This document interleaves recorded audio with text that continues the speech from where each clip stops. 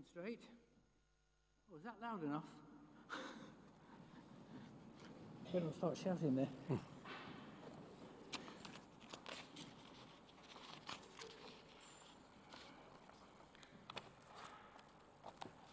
Well, we're 3 minutes past 6. I think we can probably, I'll move that way a little bit. I think we can probably start off now. So, good evening and welcome, members, the public present and anyone watching online on the Council's YouTube channel to this Council meeting of Cambridge City Council. For the benefit of everyone listening and watching, when you speak for the first time, or in fact each time would be handy, if you could just announce who you are, please. There's just a couple of housekeeping announcements first. If the fire alarm goes off, please... In Cambridge, where lampposts, street furniture, A-boards and other obstructions make the pavement impassable for wheelchair users and parents with buggies. Additionally, I want to draw your attention to problems regularly reported by our members. There has been a marked increase in pavement cycling by adults, often on quiet streets where there is no good reason. And there is great alarm at the huge rise in e-scooters using the footway, often at quite high speeds and dodging round pedestrians. Cambridge, rightly, has claims to be a leading city, and in many respects it is, but the condition of the public realm outside the centre undermines that claim. In many respects, from the continuing failure to comprehensively address congestion and pollution to the woeful state of public transport within the city, but nowhere more than the condition of the streets, Cambridge is lagging its peers shamefully. The Council does have control over some of the issues we raised, mostly to do with enforcement of regulations, but only a concerted effort by all the agencies involved will successfully tackle the decay. So I can't ask the question. Half a minute. Oh, sorry. Okay. So the question is, will the Council now take the lead by organising a joint action task force in conjunction with the County Council and relevant agencies and charge it with making our pavements safe for walking, escalating repairs and maintenance, and enforcing regulations about cycling, e-scooters, trimming of hedges, pavement parking, and other challenges? Thank you very much. Thank you very much. Councillor Thornborough, I guess you're going to answer that. I thought you might. Thank you for raising this with us. I've read the report and was pleased to be quoted in your press release, welcoming the contribution it has made, particularly around pavement quality. This is an area that our lead councillor on disability and access, Councillor Jerry Bird, has raised in her usual vigour on many occasions, and I remain grateful for her continuing work in this important area. The City Council is not a highways authority, as you noted, although we do own footpaths on our city estates. Because of our limited scope to fund and effect repairs on highway land, we feel it is more appropriate that the County Council and Greater Cambridge Partnership lead on any proposed task force, and I have already raised this with the relevant members and officers. This sort of cooperation became a lot easier after the elections on May the 6th, as I'm sure you're aware. What we can offer now is direct action on the ground, if you'll forgive me. We will soon recruit an active travel officer responsible for developing and undertaking a programme of activities in Cambridge City to promote walking, cycling, and the use of public transport across a range of settings, including schools, colleges, workplaces and communities, raising the profile of active and sustainable travel to support a shift to walking, cycling and public transport, and helping raise awareness of regulation and safety issues. Thank you. Thank you, Councillor. Do you have a supplementary question? You have 2 minutes for that. Thank you. It's only a very brief one. Thank you very much, Councillor Thornborough. It's very encouraging to hear that work on this has started. So my only supplementary question actually would be, we do feel that there's some urgency about this. So I wonder, what is the time scale? When do you imagine that this work might start and actually show some effects on the ground, as you say? Thank you.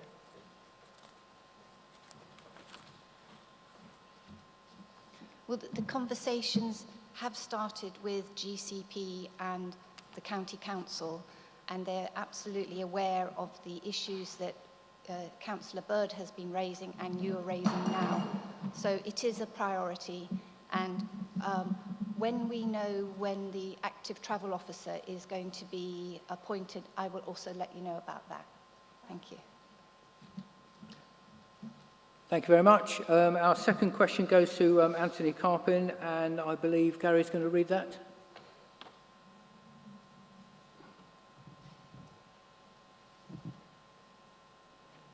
Okay. I would like to refer councillors and officers to the following documents: major facilities, sub-regional facilities in the Cambridge area, review of evidence and site options published January 2013, and indoor sports facilities strategy published and approved on 2nd of June 2016. Please can Cambridge City Council alongside South Cambridgeshire District Council commit to undertaking a review and a progress update of both of these documents and reporting back to the relevant committees with specific reference to 1. A new large concert hall, mindful of Cambridge University's recent announcement on the Centre of Excellence for Music Performance. 2. A new large swimming pool, mindful that this was proposed by the University of Cambridge for their North West Cambridge site, which is yet to be delivered despite significant actual and planned population growth.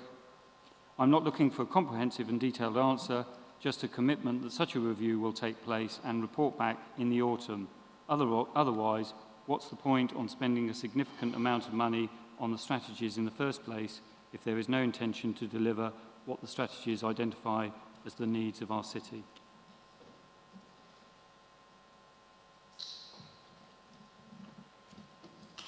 This is a message for Mr. Carpin.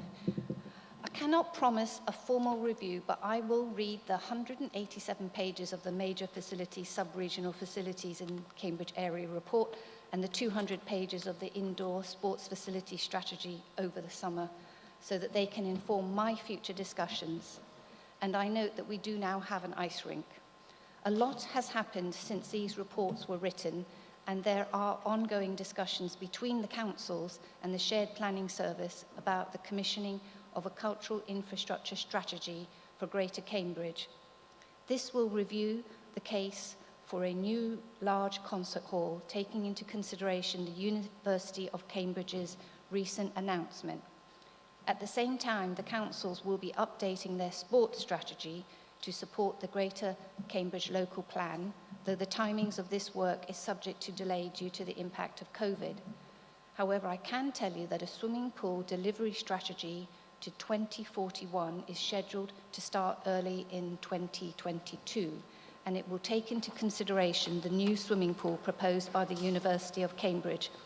It is our understanding that the University of Cambridge remain committed to providing this swimming pool.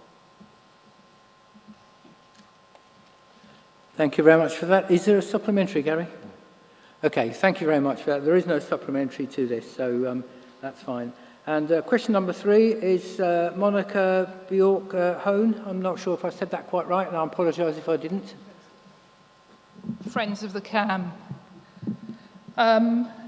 About 2 years ago, I first noticed trees starting to brown off. They clearly didn't have enough water. First sign that probably the springs have dried up, and they had.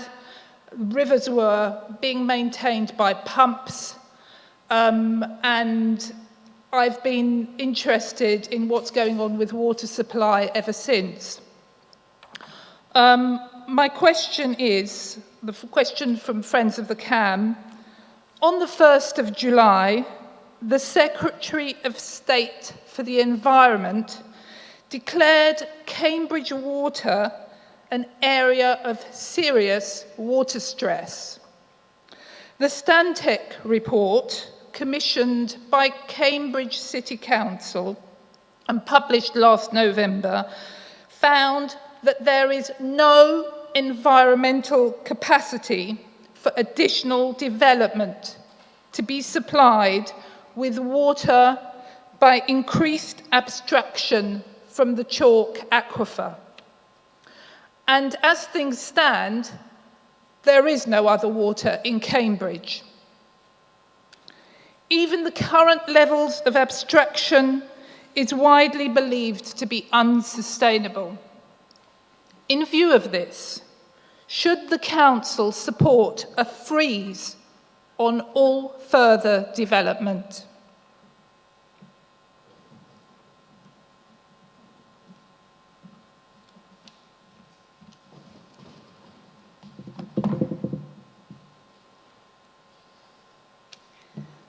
Thank you very much for you bringing the question on behalf of the Friends of the CAM. At present, the current local plan permits this development. For these sites to be in the plan, the water companies must have committed to being able to provide enough water, and they have not indicated this is no longer the case, so we have no basis under planning law to withdraw consent. This is not an area we can apply the precautionary principle. We need evidence, and we need the responsible bodies to have made clear statements of their inability to do what they have previously agreed. If we look at the plan, Stantec, on behalf of the councils, have produced a forecasting model that indicates the likely growth in consumption of existing local plan commitments over time. This recognises that not all of the growth within the adopted local plans will happen in the plan period, or even the new plan period of 2041. The conclusions suggest that growth in demand can be accommodated within the abstraction permits provided to Cambridge Water by the Environment Agency. As we both know, chalk streams are not adequately protected, and so potential damage to them is not grounds to alter planning decisions. This is something we have asked to be changed, and as things stand, we are limited in what we can do. The designation as a water-stressed area does not in itself change anything. It means that Cambridge Water's permitted abstraction levels are reduced. It may mean that Cambridge Water's permitted abstraction levels are reduced when the licenses are renewed, but we do not know that. That is a matter in the hands of the Environment Agency, not the Planning Authority, and to date we have not been advised that the planned growth in the adopted plan should not be allowed to proceed.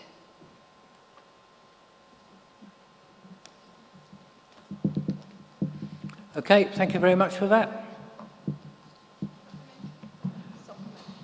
Is there a supplementary question there? Yeah. Okay, thank you.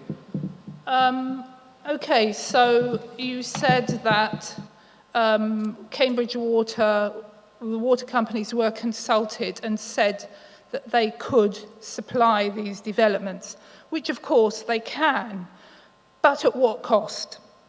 The most recent data, this will be this year, so this is not from when they were originally consulted, but this is new data, says that basically from the Environment Agency, Cambridge Water is over-abstracting our local rivers by 22 megalitres of water per day, and Anglian Water is over-abstracting chalk streams by 189 megalitres per day.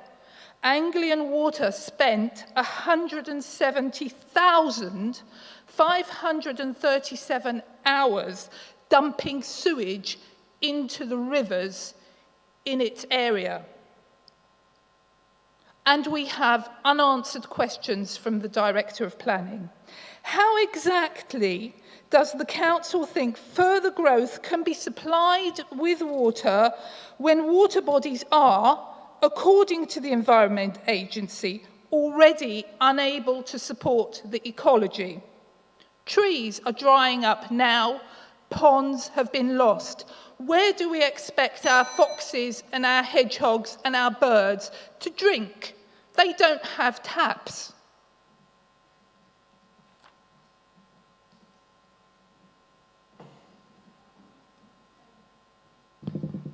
Ms. Hone, This is a very, very important issue, and I know that you have actually contributed evidence and letters to the collection of information that the Planning Authority is putting together for the next local plan. There is more evidence coming out about all aspects of the research that's being done, including water, that will be coming out soon. And, you know, we do need to recognise the world we live in, and we cannot use more than what we gain. So I appreciate you coming here, and I will try and keep you up to date with things as we go through. And thank you very much for your very important message. Thank you, Councillor Thornborough. That takes us to question 4. Annie Rose?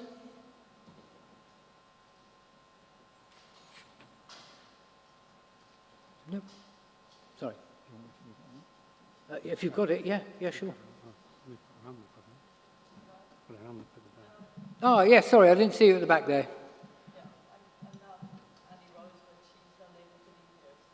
Sorry, can't hear you. Sorry, it's just such a long way off, I'm sorry. Yeah, I'm not Annie Rose, but because she was unable to be here. Oh, that's absolutely fine. Thank you very much. Okay, Thank you. right. So the question is, the proposed goal of building good relations seems, this is in relationship to item 6B on the police bill. The proposed goal of building good relations seems at odds with punitive actions toward an eviction of travellers last year. I have seen and heard city councillors speak of a process when they are made aware of travellers arriving in their wards, but it is very unclear what this process entails. I'm concerned, given what we know about police racism locally and nationally, that this process involves the police in a way that causes harm to our GRT neighbours. This is particularly worrying in the context of the new Police Crime Sentencing and Courts Bill, which strengthens police powers. What exactly is the process for making contact with and supporting gypsies and travellers when they arrive in the city? Who is involved in the process? And in the last 2 years to date, how many contacts between council officials and traveller groups who have stopped on council land have ended in an eviction or police action? Thank you for that. Councillor Collis will respond to that.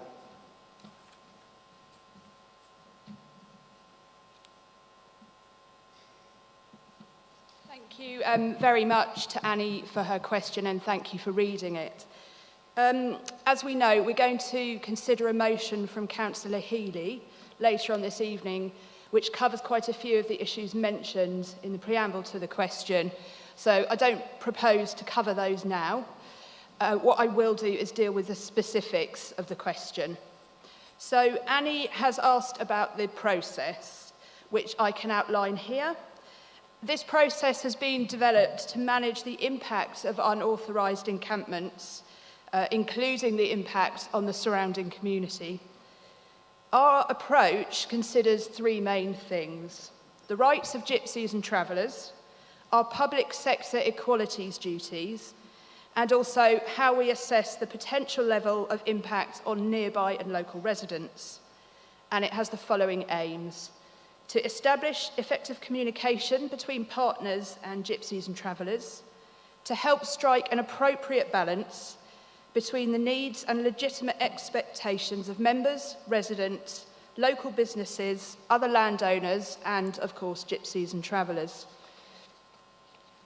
It also sets out the recommended courses of action. It encourages us to develop a more consistent approach to unauthorised encampments across the city, and also to improve our records of unauthorised encampments. So we have an enforcement officer within the Streets and Open Spaces team who always will be the key point of contact and oversees any contact with those present on an unauthorised encampment. Every encampment is considered primarily in relation to the welfare needs of those present. So we'll assess the reason for the visit, the intended length of stay, homelessness status, medical need, and access to other services like education or social care. So the first thing that will happen when we're made aware of an encampment is that that officer will go and talk to the group and find out what support they need. There are other factors, of course, and we will also consider any encampment on its own merits against criteria such as health and safety, traffic hazards, public health risks, environmental damage, and genuine nuisance to neighbours.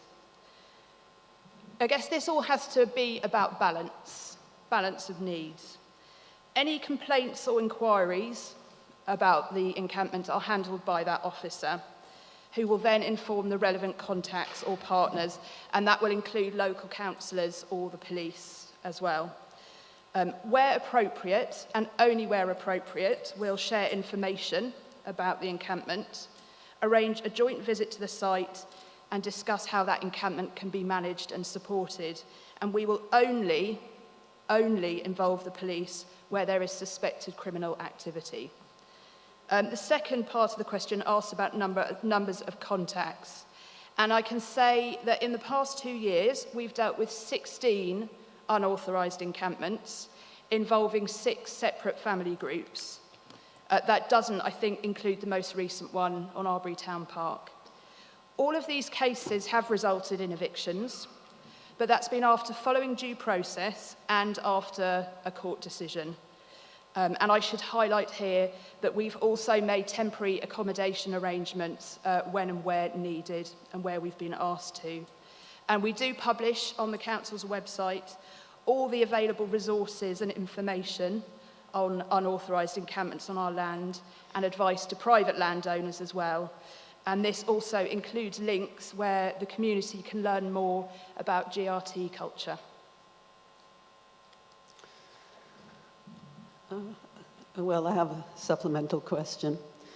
I was involved in a number of the evictions on which moved across Cambridge last year, a family of 38 people, including 18 adults and 20 children. The immediate response of the council was a Section 77 order.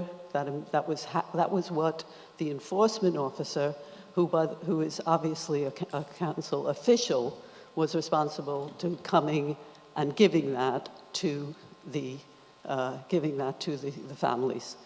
Immediately after that, when the families refused, did not move on, having nowhere to go, because Cambridge has no stopping places, no transit sites, and no permanent sites within Cambridge, they were immediately issued with a section, after going to court, they were issued with a Section 78 order.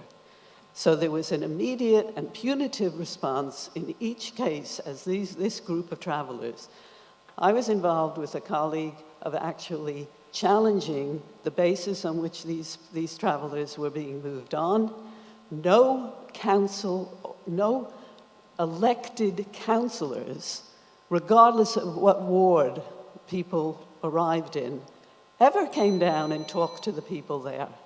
So I really challenge this, very rose-colored tinted kind of spectacle of the procedure.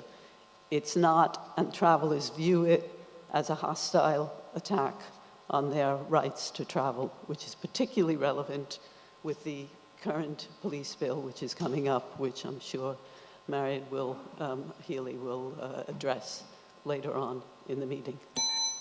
So, shall I reply? I'm not sure what the actual question was in there, but I'm happy to respond to some of those points. As I've said, the immediate response that we have is to talk to travellers about their welfare needs. And you're right, the next steps of the process are a Section 77 notice, and then we will then apply to the court if that direction to leave isn't followed. We are looking, I will talk about this also in response to Councillor Healy's motion, but we are looking at, with neighbouring authorities, at the potential for stopping sites. But that is an ongoing process. We also did, I believe, during COVID, we did provide a site up by the depot on Cowley Road for anyone who needed to self-isolate. That has been prepared along with funding and from the county council, and that is now prepared and ready for anyone should they need it. So I would challenge the assertion that we don't look after traveller welfare. I agree there is a lot more to do. There is a lot more work to do, but I think the start of the process is very much welfare focused. Okay, thank you very much for that. That takes us to question 5. Bill Proud. I believe, Gary, you're going to read that question? Thank you. Market Matters. On the 19th of July, a message was received from the Head of Environmental Services stating that the report on the market redevelopment to the Scrutiny Committee has been moved from October 2021 to March 2022. Also, that the design of a potential demountable stall will be revisited and consideration given to the types of evening events to be held. Market traders have a list of community-focused event and social engagement activities we want to present in this extra time window. However, the aim of this question is to point out that traders have had, 1, a very poor 2020 with the majority of traders unable to trade for most of the year, 2, a shutdown in the start of 2021, 3, a phased reopening of the market, 4, some return to normality on July the 19th. As a result of this, some traders have had to use food banks in place of donating to food banks. The majority of traders have managed to survive by using their savings while retaining most of their staff. A very limited number of traders managed to operate throughout this period as they sell food and other essentials. Even there, the situation was abnormal and not sustainable, being a roller coaster of over-demand, crashing to very poor weeks and months. We are happy to have helped in this period and remain committed to selling local goods, supporting the local community and welcoming residents and visitors alike. However, market rents will return to, quote, normal. Currently, they are 20% lower than normal in the near future, based on footfall being only 18% lower than the normal year. Both market traders and many shop owners are aware that much of the footfall are local people unable to travel far, and that we are still missing the large numbers of international tourists, students, conference attendees,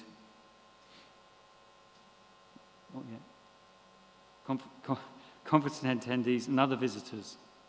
Records of takings have been supplied by some shops to market traders, and these show that there is an income gap of 50% or so compared with a normal year, based on the last 5 years.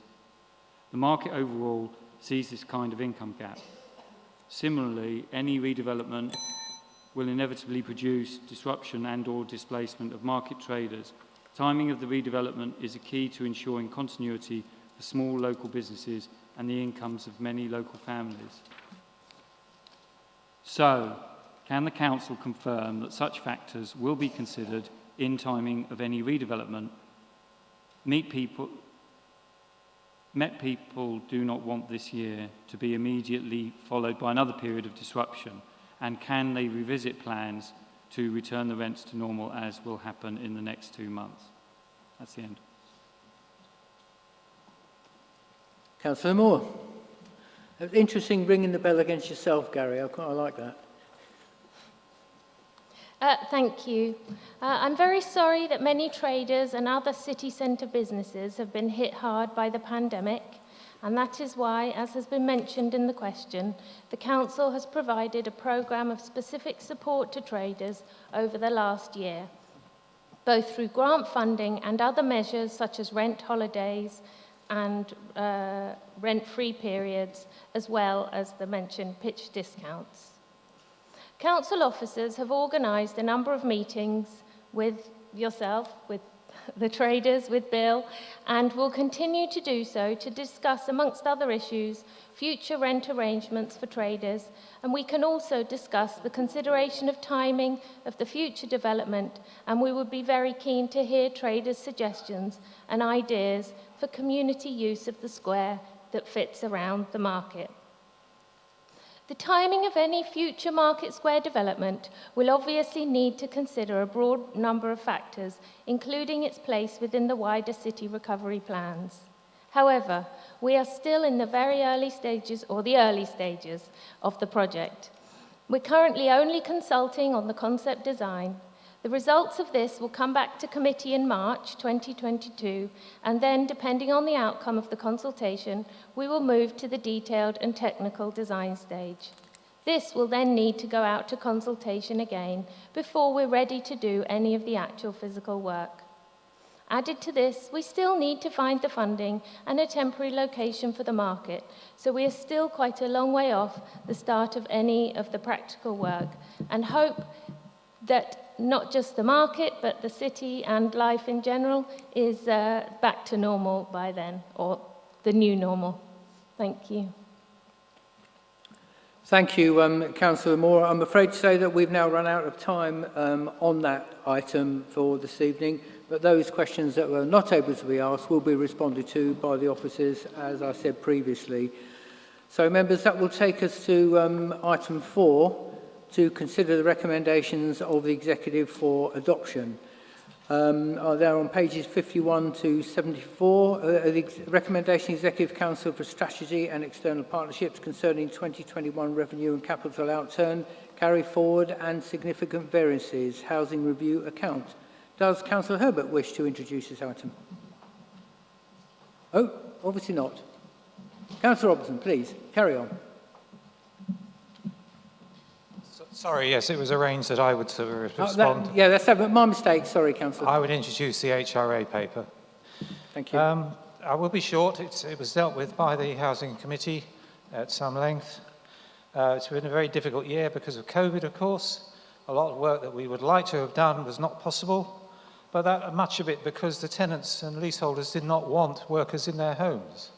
So it's understandable under the circumstances. But this work is not lost. The funding for it is available, and the work will be carried forward into the year we're now in, and we hope that we'll be able to achieve quite good progress. On the new build, we did make very good progress, actually. The sites that we had ongoing during the year were only mildly disrupted for a few weeks, I think, and we made very good progress in building the houses that we're hoping to make available later this year. So, any questions, please? I'll try and answer. Thank you so much. Councillor Diao, please. Just a reminder, you have 5 minutes, and other councillors had 3. Thank you. I will try to be much shorter. Thank you, Mr. Mayor, and thank you to the officers for this report and all the work they have delivered over the past 12 months, despite the challenges of the pandemic. Undoubtedly, as Councillor Robertson has mentioned, the role of this council as a housing authority has been made vastly more difficult, and this is reflected in the understandable underspends across the service as we've struggled to gain access to properties. As has been mentioned, this is particularly reflected in the repairs and maintenance budget, where Appendix B notes that only essential repairs could be delivered during many stages of the year. However, Mr. Mayor, I completely understand the bottlenecks arising over the past 12 months, but I am concerned that this will further compound the issues of underspends, backlogs, and a failure to meet the decent housing standards that have been a problem since before the pandemic. Under current proposals, as listed in Appendix A, the Council will be carrying forward 1.1 million of repairs and maintenance budget.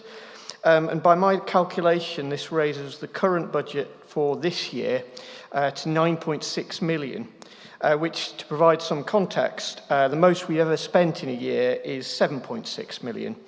So we are aiming to deliver 25% more than we've ever done before.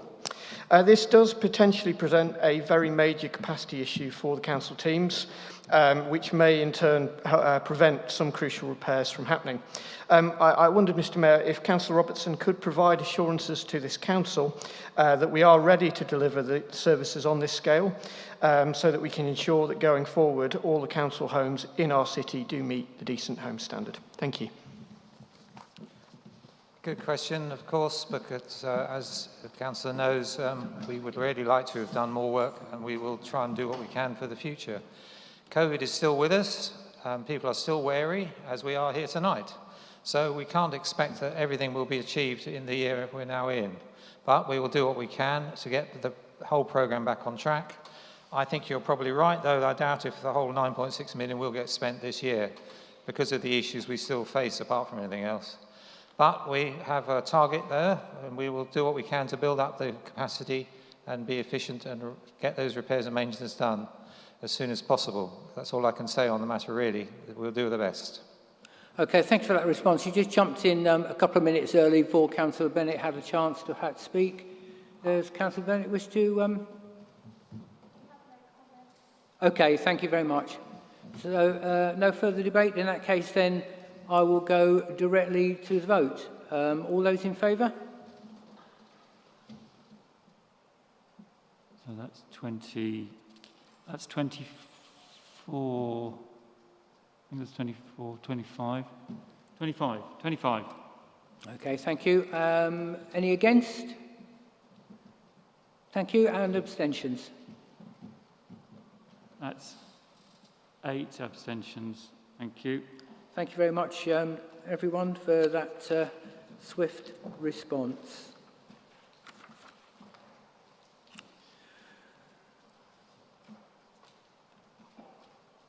We now turn to agenda item 4B on pages 75 to 98, recommendations of Executive Council for Finance and Resources, Annual Treasury Management Report 2021. Does Councillor Davey wish to introduce this item? I got that right. Oh, good. Thank you, Mr Mayor. Quite simply, because this has already gone to Strategy and Resources, I'm simply going to commend this report to Council and happy to take questions if there are any. Thank you. Okay, that's kind of you. Thank you for that swift response also. Councillor Dalziel, do you wish to respond? Thank you.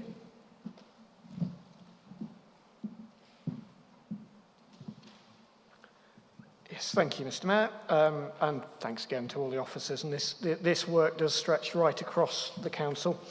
Again, I will try and keep to the point and not go into the minute details, which we would often explore in different settings.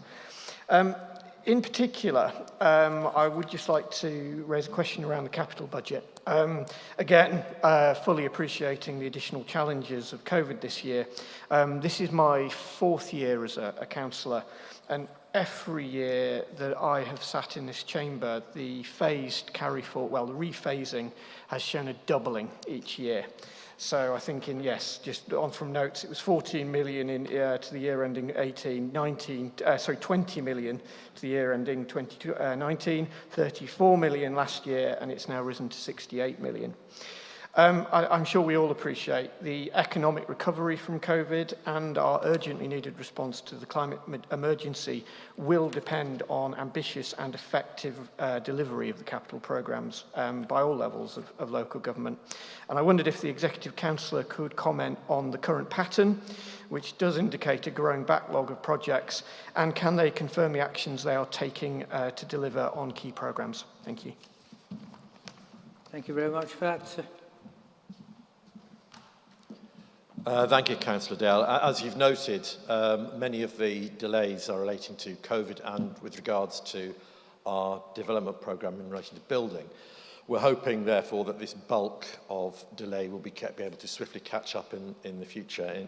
So in terms of the majority of that, if you like, carry forward, it will be, of course, in regard to the building programme. In terms of the more general question you have around our capital receipts, it'll be about clearly looking at the impact and ability for us to take forward green investments. And as you'll be aware from BSR, we have started to look at this with a view to trying to ensure that the investments we make will bring back both return to the city and the City Council, but also will be impacting upon climate change in the forthcoming years. I hope that answers your question, Councillor Dale. Councillor Bennett, did you wish to say anything there? Sorry, I skipped over you and that was my fault. Sorry. I couldn't hear that, I'm sorry.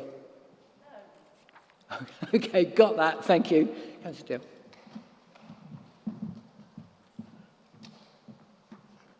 Just before anyone else points it out, I think have I taken the the general revenues before the Treasury, so I think the Treasury is still due to be voted on. I think that's the second time I've done that as well. You can't always get it right.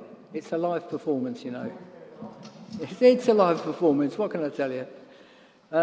Okay, so can I please go straight to the vote in that case? All those in favour? So that's 25. This is on 4B.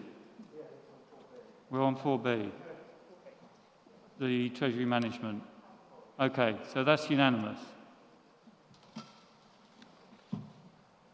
So there were no, I will call it anyway. Are there any against?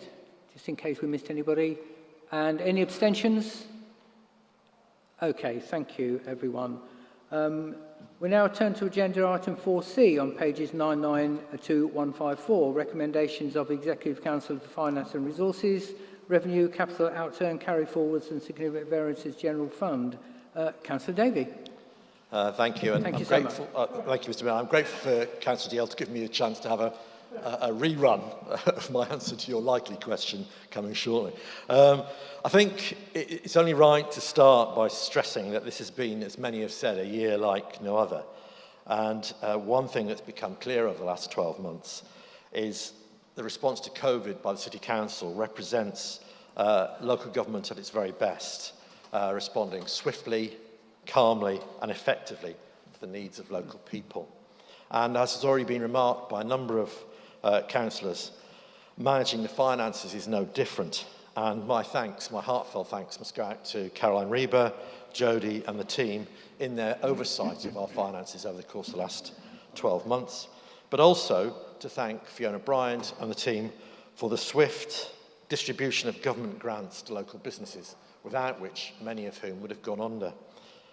Central government, however, I'm not sure should be quite so congratulated. And as Robert Jenrick promised, I think now a long, long time ago, 15 months ago, that he would do everything he could to ensure that we were not out of pocket, that unfortunately is not the case, as will be clear from our report on the General Fund.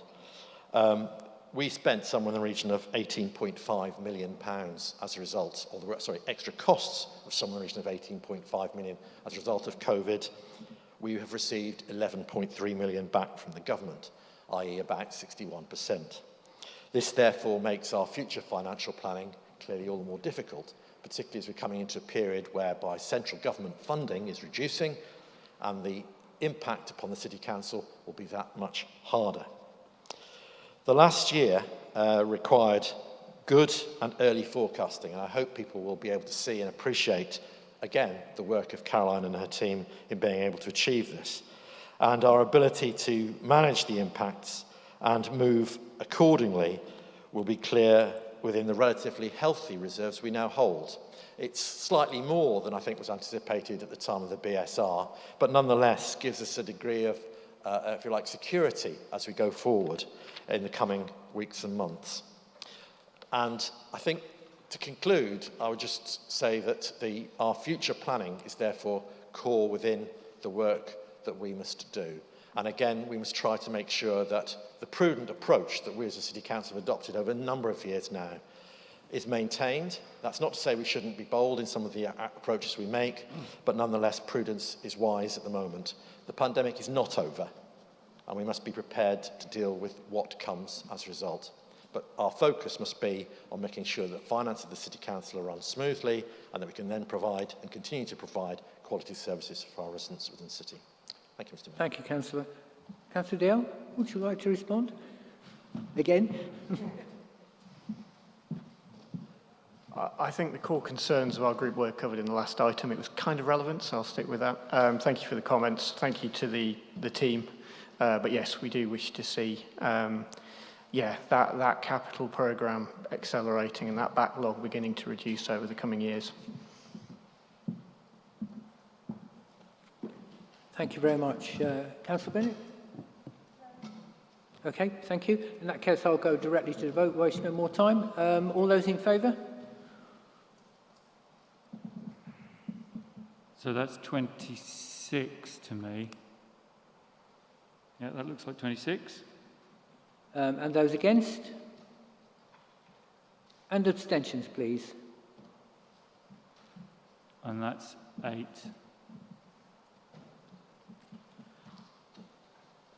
Thank you very much, everyone, for that swift response. I know it hasn't had the airing that it normally would, and that I'm sure is appreciated today under the circumstances by everyone. So that takes us to agenda item 5. This item will last also for a maximum of 30 minutes.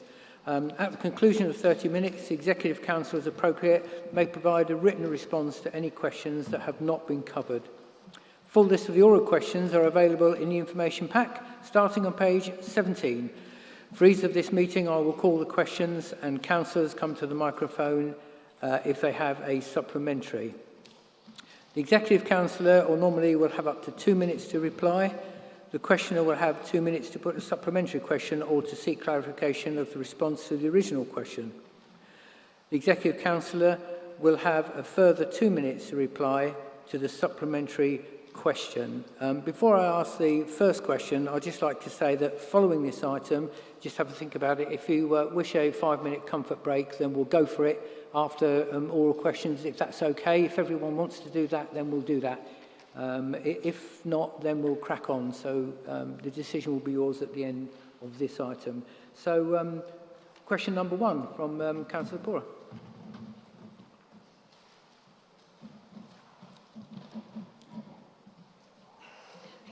Thank you. Seems quite high. The Council has already responded to the recent increase in public demand to lengthen the opening time at Jesus Green public toilets from 6 p.m. to 8 p.m. during the summer months. These new prolonged opening hours became operational from Monday the 19th of July and bring this facility in line with other city centre toilet closing times.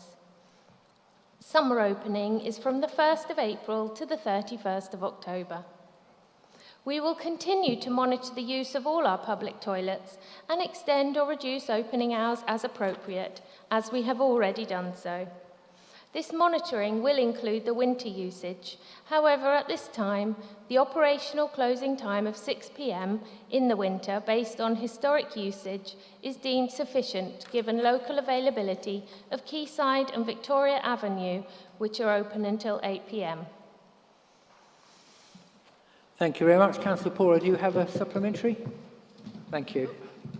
Thank you very much, Mr. Mayor. I think that one's on.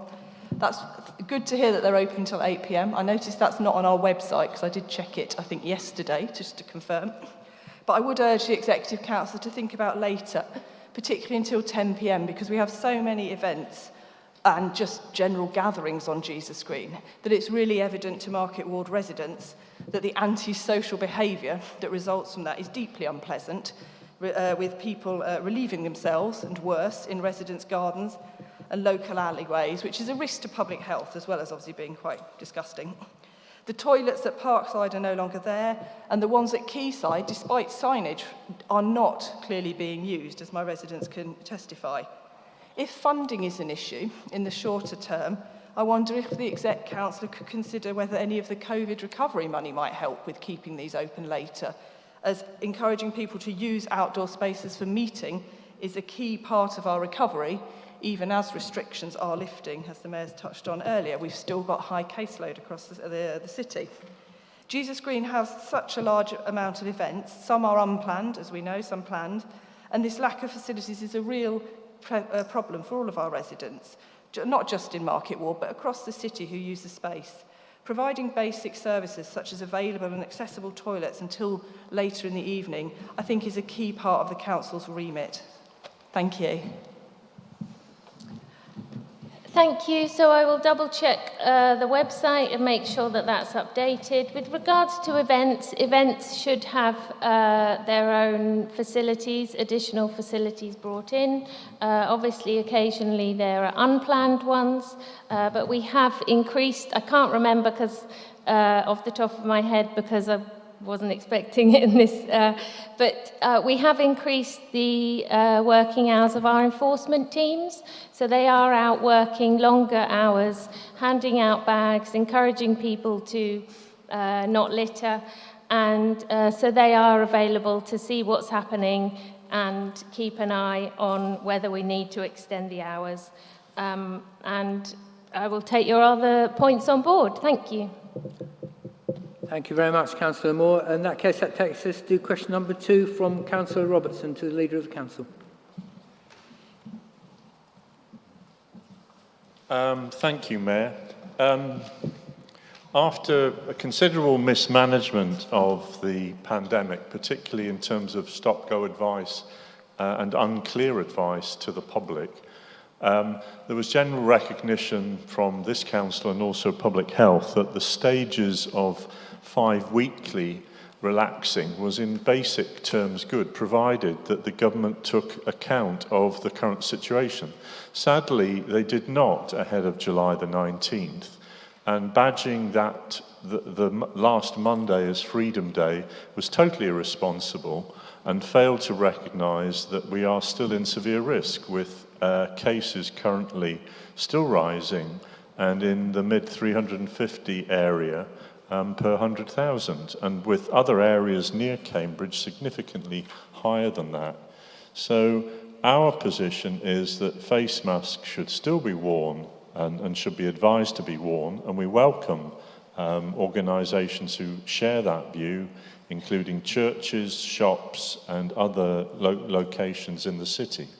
The threat of the pandemic has not been resolved by either the government or vaccines, and we consider there are still major risks.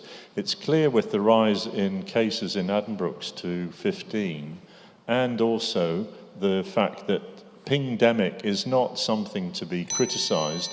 It's a sign of major challenges currently, including threats to our public health services, given that whole wards could be closed down as a result of self-isolation. And self-isolation, vaccination and testing are all still vital. Thank you. Councillor Robertson, have you a supplementary? Okay, thank you very much. In that case, then, that takes us to question number 3 from Councillor Dale, Executive Council for Open Spaces. Thank you, Councillor Collis.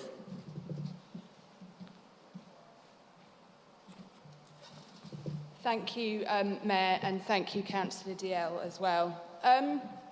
First, I just need to clarify some of the detail in the question. While building extensions and conservatories are at more risk of tree-related subsidence, the current situation at Alexandra Gardens that the question refers to actually doesn't involve damage to an extension, but in fact to the main body of the building.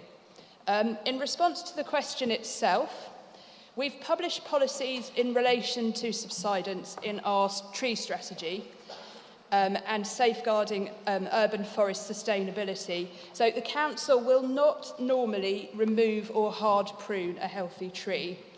We've made a commitment to increase and improve the city's tree canopy cover, and our default is always to protect trees wherever we can. However, occasionally healthy trees do need to be managed.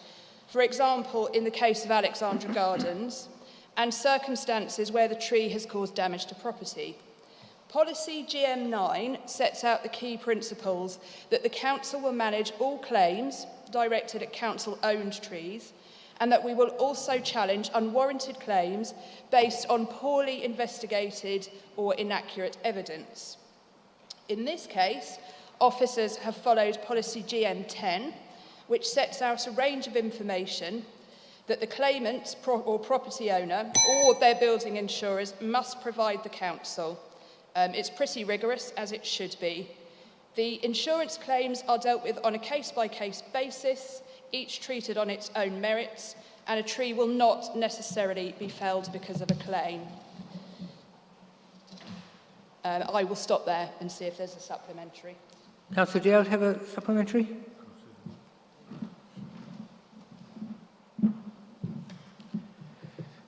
Thank you, Councillor Collis. And as in communications with residents myself, I've communicated our officers and this council's commitments to maintaining trees wherever we can. I guess a key question on this particular issue is around where there were alternatives being discussed, but maybe not fully scoped out. And I know it's very difficult because the question arises of kind of how valuable is one tree? What level of financial intervention will you make in order to protect valuable trees in the city? I'd be very interested to hear from the councillor, now that she has the joy of making some of these decisions, what factors she will sort of take into account when making a final decision on this and similar items. And also whether there are any other options we can look at with the development of the newest local plan to help try and avoid these issues in the future where possible. Thank you, Councillor Dalziel. So the factors that will impact on the decision, we now have, I just heard from the tree officer earlier this evening, we now have all the evidence collated from the consultation, which we did extend, I think, for a further week. So I have those to go through tomorrow. Those obviously are a key part of the evidence. Those voices need to be heard. I also need to meet with the tree officer and discuss alternative measures. So we've talked, I think you know, about things like trenches under the road and whether we can stop the route that way. So we need to look at technical solutions as well. So that work will be happening tomorrow, and at the beginning of next week, I'm more than happy to update you and the residents on the progress of that.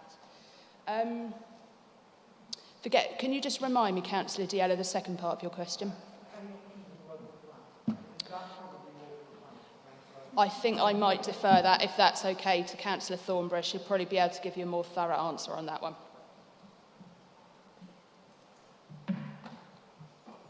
Okay, thank you so much. That takes us to question number 4 from Councillor Bajan. Executive Council for Planning, Policy and Transport to respond. Councillor Bajan, I know, likes short answers, and the short answer is yes. But there is also a very long answer, and I will email this to you, and I'm happy to share it with others who want the wider context. But I must make a few points. The data was generated by a Cambridge City trial of low-cost sensors, which is intended to evaluate both the effectiveness of the sensors and assess the impact on air quality of traffic changes, including the bridge closure and elsewhere in the city. The results have been used in that paper. The report states that PM10 and 2.5 are more likely to be local pollutants, and that there is no air quality data available for Mill Road outside the 2019 study. These are not borne out by other studies and the information I've got, but I will send that to you, and there's a lot more detail about that. An overall drop in vehicle pollution during the lockdown is also shown in a report from the GCP dated January this year, 2021, which uses data from the City Council's continuous sensors. These are the most accurate measurement for nitrogen dioxide we currently have, and at the moment we are not directly measuring levels on Mill Road. Overall, I support the report as adding to the valuable analysis of pollution data, but it is not in itself conclusive, and it must be taken into consideration with the many other reports, some of which are based on far more sensitive recording equipment. Thank you. Councillor Bajan, have you a supplementary? No. Thank you so much. Question number 5. From Councillor Payne.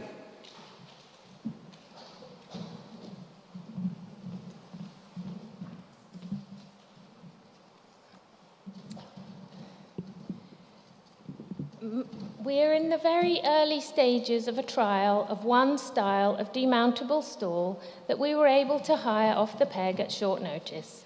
As we are still only in the concept design stage of the Market Square project, we did not plan on trialling the proposed stall designs at this stage, as we expected to do that at the detailed design stage if the concept design got support from the current public consultation. Due to the concern of traders on the design of the stalls, we have brought the trial of possible demountable stalls forward.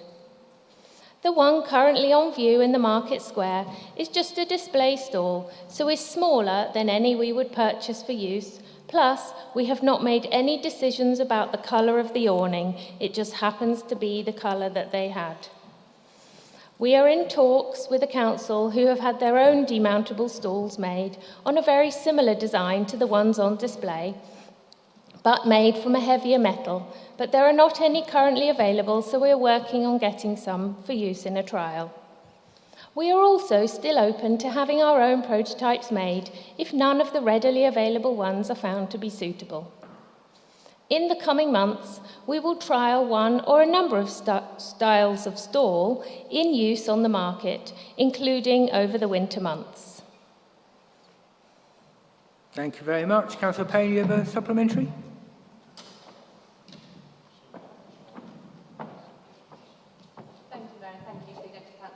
A reply. I'm loud. I'm sorry to keep pressing this point about the demountable stalls, but as I think has been made very clear over the last few months, the concept design in itself rests on the stalls, at least some of them being demountable. Therefore, I wanted to follow up by asking, that given that an initial survey amongst the market traders, which was carried out as a supplement to their first opinion survey, identified that out of the 25 traders surveyed in the first week of the stall being on the market, all 25 regarded those stalls to be inadequate for their purposes, saying they would not be able to run their businesses from them and that they were incapable of standing the extreme weather. As the traders and the Executive Councillor show at least some scepticism that these stalls will not be suitable for our market, could you please confirm for us that the redevelopment won't move forward until a new form of stall is identified, tested and receives support from the market traders and local community? And also, what criteria will we use to judge what type of stall is successful for our own Market Square? Thank you. Thank you. So firstly, I absolutely disagree that the concept design rests on demountable stalls. It's simply one small aspect of it. For me personally, the main thing is fixing the flooring, reducing the impact of the highway to make the square look more appealing, but also give a sense of safety and security. People who don't know Cambridge well just don't know that there won't be vehicles hurtling around there. Also, by fixing the floor, we will make it more accessible, easier to clean. At the moment, we can't have all of the hot food stalls in one location because the electrics won't be able to deal with it. So an important part for me is also redoing the electrics so that if we choose to, that will come later as part of, we could have one area for the hot food. It's about renovating the fountain in the middle, making the most of that, opening up the space in the middle so that we can see the renovated fountain. Ideally, we would like to have water again coming out of the fountain. We don't yet know whether that's possible, but that's what we'd like. Having tables and chairs in the middle, having it wider so that there's a view of Great St Mary's. So having the demountable stalls is simply one aspect. As I said a number of times, we're still in the early stages of this project. We're not sure whether we can afford all of the project. That's why we're asking people in the consultation to prioritise. Okay, inadequate with regards to the weather. These current stalls are in use in a number of markets across Yorkshire who recommend their use. And the criteria, we have the markets management team and the project team have worked closely with traders for them to draw up the criteria, and it's the market traders' own criteria alongside council officers that we'll be using to agree the stall design criteria. Sorry, lost it there. Okay, thank you for that. That takes us to question number 6 from Councillor Half-Davis to Executive Council for Open Spaces.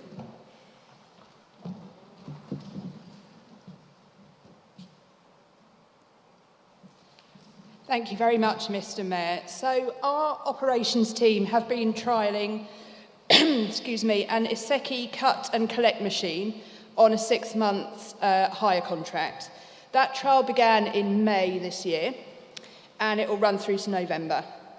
So that machine is similar in scale and operation to the existing gang mowers that cut our smaller parks, play areas and road verges. However, it can collect the arising grass cuttings to be disposed of either in a designated area or a space off-site for green waste collection. Obviously, the advantage of this approach is that over time, the removal of cuttings depletes the nutrient in the soil, resulting in reduced grass vigor and having to cut less in future years. In addition to financial savings, less cuts of lower nutrient verges favours native wildflower species and so should lead to increased biodiversity. This has been successfully demonstrated by Dorset County Council, who now have a whole fleet of similar machines. Early results have identified some issues with the machine, primarily with the length of grass that can be cut without blocking the chute that feeds the hopper. So we're going to need to review frequency of cuts to address this. And we plan to trial the machine in the management of pictorial meadows and local nature reserves in the autumn. Thank you. Councillor Davis, do you have a supplementary? No, you don't. Thank you so much. In that case, then, that takes us to question 7 from Councillor Healy to Executive Council for Housing.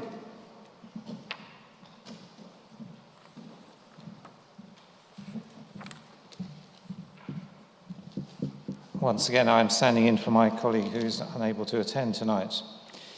I think this is a good example of unanimity across the council in that when we welcomed, we took a pledge to take on the first batch of Syrian families, it was unanimously approved by the whole council, I think. And I hope it's still the case that the next 200, which we are now pledging to take, along with South Cambs, will also be welcomed by everybody. The thing is that the Home Office Syrian Vulnerable Peoples Relocation Programme and the Vulnerable Children's Relocation Programme are the things we've pledged to support. There will be 200 more Syrians coming to Cambridge and South Cambs over the next 5 years, and our commitment with South Cambs is to find them about 8 houses a year for those families. That's probably 4 each, and we've already found one this year since this pledge was given. I think, as I say, that this City Council and the South Cambs are playing a crucial part in providing the homes. Of course, education has to be provided, health and social support. All that is done by the other agencies, but if they haven't got a home, they've got nowhere to stay here. And that has been our job, and I think we're proud to have done that. So I'll see if there's any other questions. Thank you. Councillor Healy, do you have a supplementary? Regarding partner organisations delivering on our commitments? I didn't hear that, sorry. Sorry. So what arrangements are there in place regarding partner organisations in delivering on our commitments? Well, there is a multi-agency approach to this whole matter, as I was saying.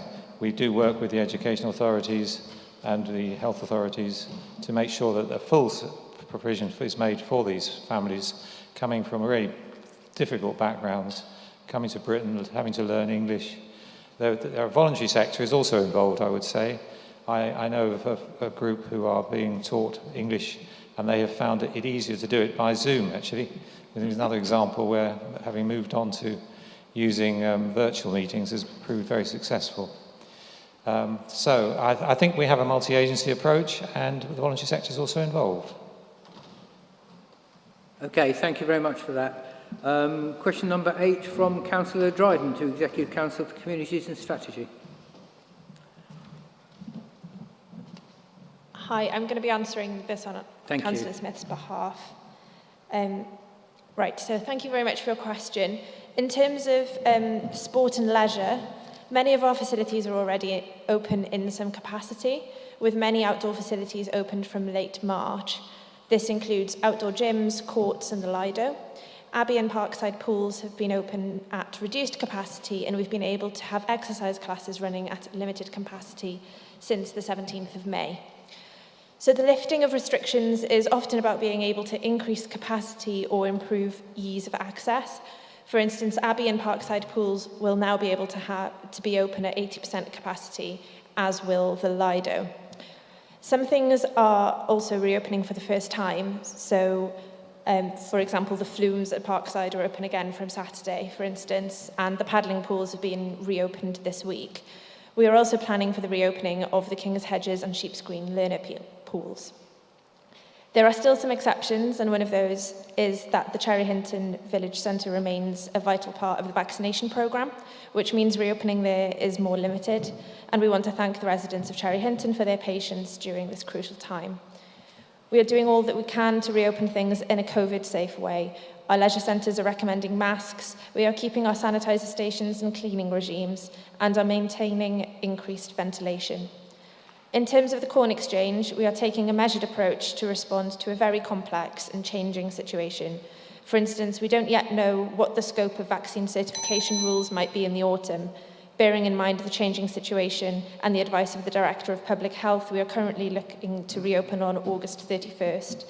The venue teams are updating COVID risk assessments and taking a scenario planning approach to events planned for the 31st of August and beyond. Thank you very much. Councillor Dryden, do you have a supplementary? Thank you. For that, thank you very much for that answer. And just one other point you mentioned, is there any other outside activities available for people who still don't feel able to attend indoor events yet?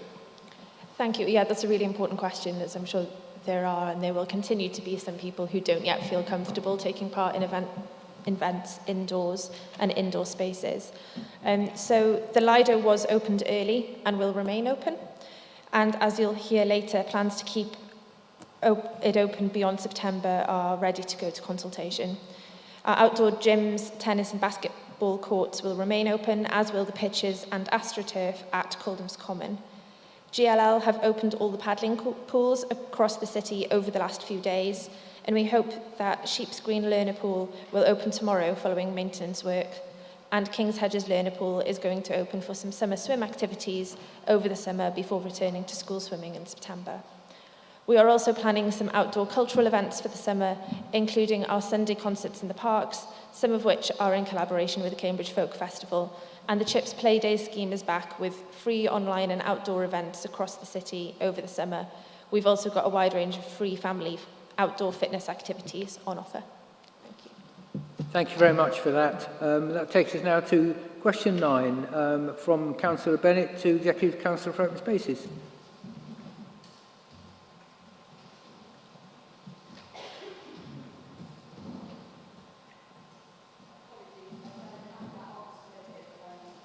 Okay, do you want us to come back to it? Okay, so we'll skip it. We'll come back to 9, then we'll skip on to question 10 and then bounce back. Yeah, that suit you fine? Okay, so question 10, then we'll come back to yours, Councillor Bennett, in a few moments. Thank you. So this one, the question number 10 from Councillor Hogg.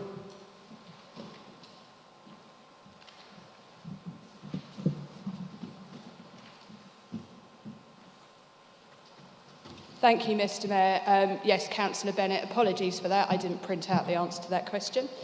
Thank you to Councillor Houck for his question. So the trees on new developments are secured through the planning process, and the provision often relates to conditions in the planning approval notice. Where trees are of concern on sites that we will not adopt, The planning enforcement team can and do discuss planning breaches with developers. Where sites are to be adopted by the City Council, for example on parks and open spaces, officers within streets and open spaces follow a land transfer process which signs off key stages of the design, build, maintenance and transfer of new sites. These stages afford us opportunity to pick up defects and seek corrective actions, such as dead, diseased or poor health trees. Officers within streets and open spaces and the shared planning service monitor defects in the land that's going to be transferred, and these are raised directly with the developers as part of the ongoing dialogue and working relationships. Where sites have already been adopted by the City Council, they'll be managed under the citywide tree strategy 2016 to 26 and added to a 3-year cycle of inspection, maintenance and also replacement planting to ensure continuity and development of tree cover. I was just going to ask you that. That saved me. Thank you. Thank you very much for the Executive Councillor for the very encouraging answer. I'm just wondering if you could be a bit more specific on what you're planning to do so that this won't happen again in the future. I mean, obviously planting trees is not as easy as it may sound. Lots of them are failing or even dying, and we've heard this from several places around Cambridge. So what can be done to make sure that appropriate tree species are chosen, soil type, watering regimes, etc., so that this is going to be addressed properly in the future? And will there, for example, be any interaction or involvement with local residents who might even be part of the maintenance of these trees and who might have some local knowledge? And finally, will the Executive Councillor urge the Council to press forward with the adoption of the roads so that they will come under the control of the Council and our excellent tree and project officers can take care of them, because the developers have clearly failed to provide adequate maintenance of these trees? Thank you. Thank you very much, Councillor Houck. Yes, so conversations with residents, I think that sounds like an excellent idea. Those people, as you say, do have local knowledge. That's certainly something we can pursue. In terms of the choice of species, I will follow that up with the tree officer and also with Councillor Thornborough. Obviously, she has involvement with the local plan. Happy to loop you into that conversation if that would be useful. Yeah. Okay, thank you for that. Are we in a position to bounce back to item 9 or no? Sorry? Okay, that's fine. We've got about 6 minutes or so, plenty of time. So I don't think we'll have time to skip to 11 and back to 9. We'll run out of time there.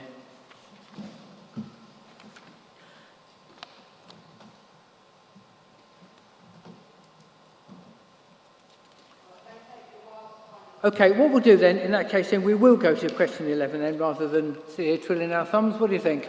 Let's bounce to question 11 and make good use of the time. So, Councillor Faubourg has this question to Executive Council for Climate Change, and we'll get as far as we can with it.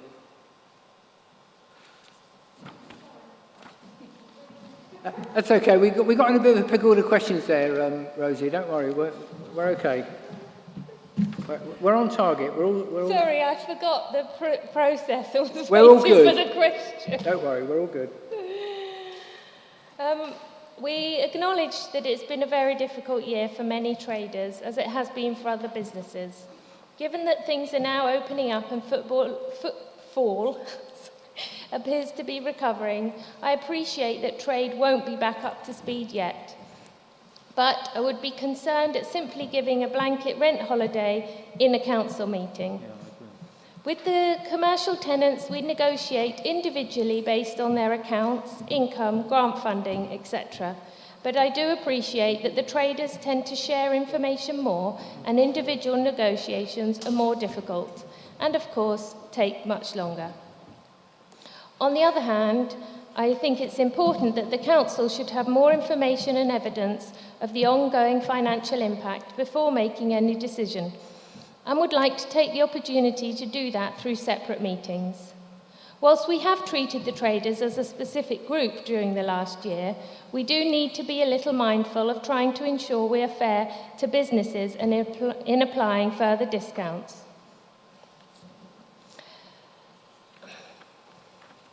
I think that's it. Is there a supplementary? Okay, thank you for that. Is there a supplementary to this one? Thank you.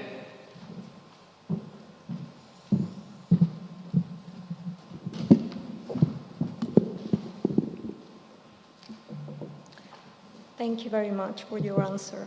While I appreciate that the football is increasing, the market traders have not yet seen a return of anything like normal levels of the trade, and we know that many of the overseas visitors won't be able to come to the UK this year, which will affect levels of trade over the summer. Our traders have provided a key outdoor safe space for so many of our residents to shop during the lockdowns and have dealt with the sudden closure at the end of December. And the gradual return to capacity, which has impacted many of the traders financially. So I would urge you to consider extending this reduced rent period until we have clear evidence that the traders are able to cover their costs and trade as normal. I would ask you to extend this for at least another month until the end of August, and then further review it. Thank you.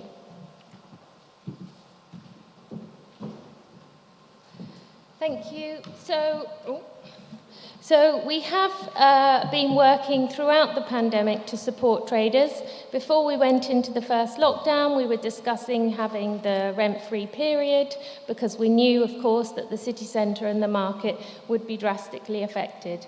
We will continue with this analysis of the situation and our support for traders.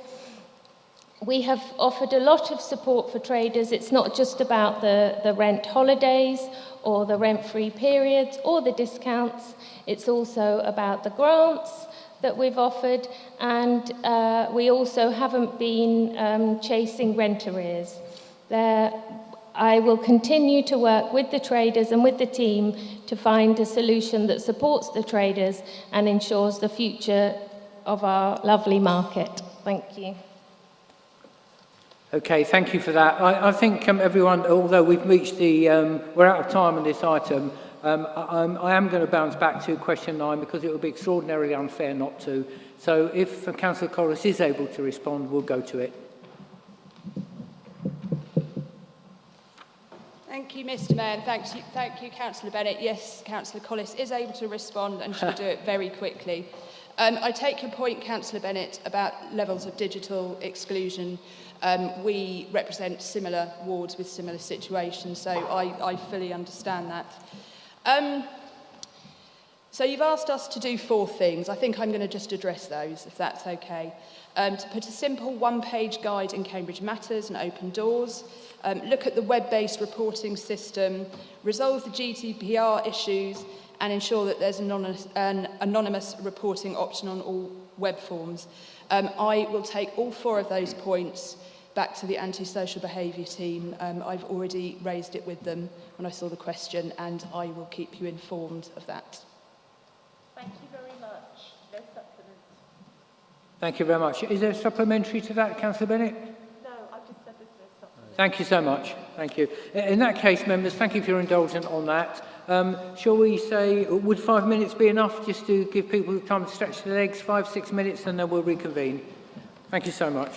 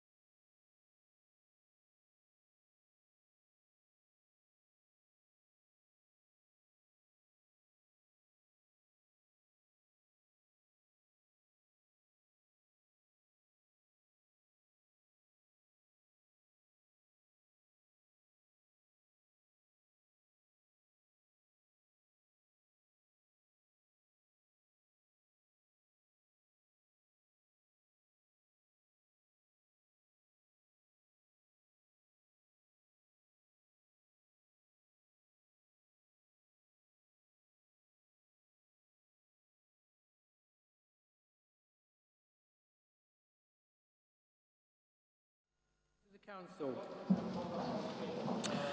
I've agreed with group leaders that the speaking rights on motions for this meeting will be slightly different as for the reasons we spoke of before. So it seemed to make sense that firstly we will take the 3 motions that do not have any amendments first. So we'll take in order 6A, 6E, 6F and then bounce back simply because there are no amendments to that. So motion 6A first, and then 6B, 6C and 6D. For the motions with no amendments, the mover and seconder will have up to 10 minutes between them. Then we'll have 1 speaker from each of the other groups, if they so wish. And they will have 3 minutes each. The Executive Councillor and the mover of the motions get a right of reply, also up to 3 minutes each, if they so wish. For the motions with amendments, the mover and seconder get up to 10 minutes between them. The proposer and seconder of the amendment, 5 minutes between them. The group that hasn't moved or amended the motion can have 1 speaker, and they will get 3 minutes. The Executive Councillor and mover of the original motion gets a right of reply of up to 3 minutes. In that case, I'll now call on Councillor Collis to speak to motion 6A. Councillor Collis. Thank you, Mr. Mayor. So some people will know I've been involved in the food waste movement for almost 10 years now, and I've seen some pretty horrendous examples of how broken our food system is. Things that really have to be seen to be believed, like the supermarket storage room literally packed floor to ceiling with clementines one Christmas, and that is all fruit that wouldn't ever see a shop floor. Like the bin bag full of Venezuelan blueberries that we rescued one Friday, and out of interest decided to calculate the food miles that they travelled. We soon stopped when we realised quite how far that was. And like the 464 packets of hot cross buns that we had to find something to make with because they would otherwise go to waste.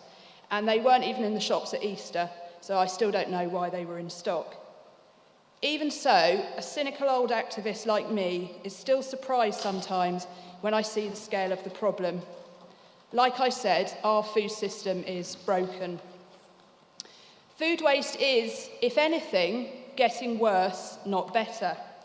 It can and does occur at all 4 stages of the food supply chain: producers, retailers, and consumers, and processors. I'm just going to give you one example. Fish is held to particularly high standards by retailers. They like it to look a certain way.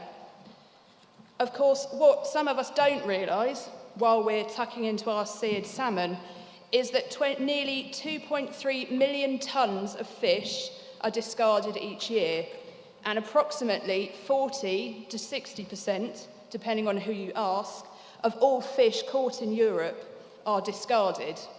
So just thrown in the bin, never get to a dinner table.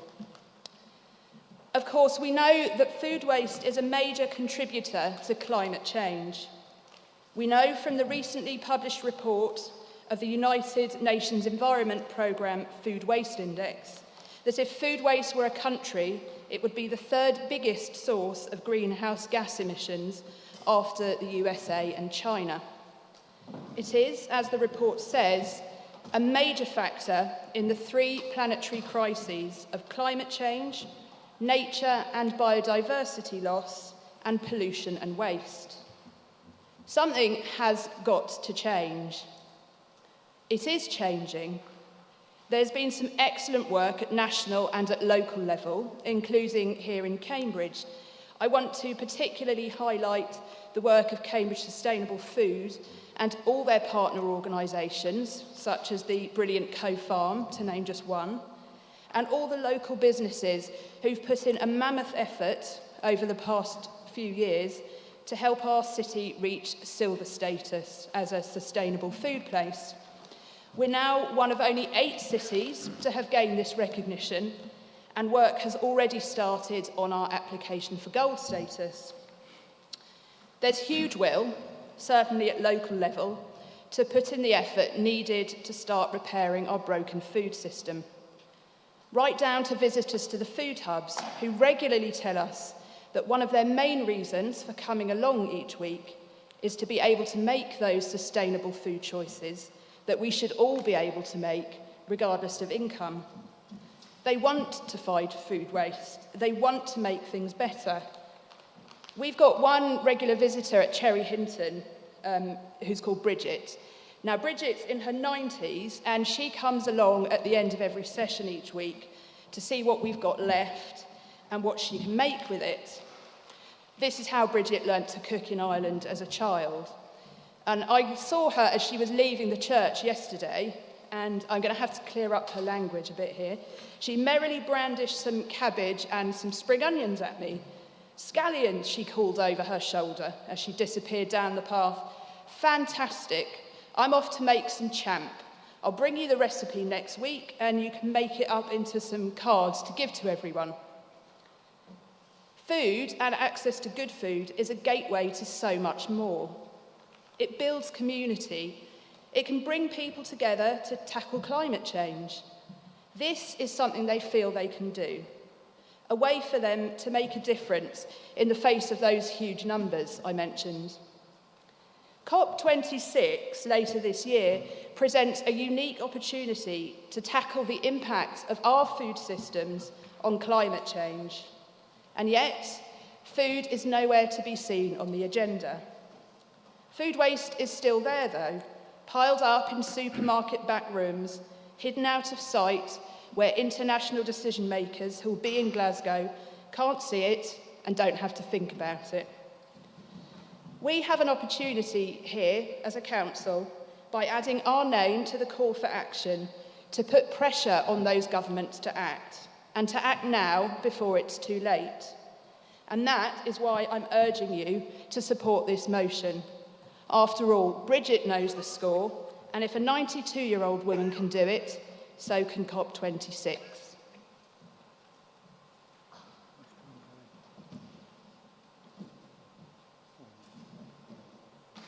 Okay, thank you. Councillor Half-Davis, would you like to second the motion now or reserve your right? You've got about 4 minutes just to give you a lead on that. That's just what I was checking with Gary, how much time you had there. Is there any debate?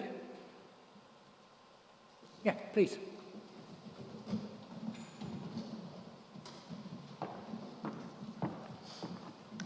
Thank you, Mr Mayor, and I give my thanks and our thanks to Councillor Collis for bringing forward this motion, and our very warm congratulations to the Executive Councillor and Cambridge Sustainable Food for their recent Silver Sustainable Food Place Status Awards, which is certainly warmly deserved.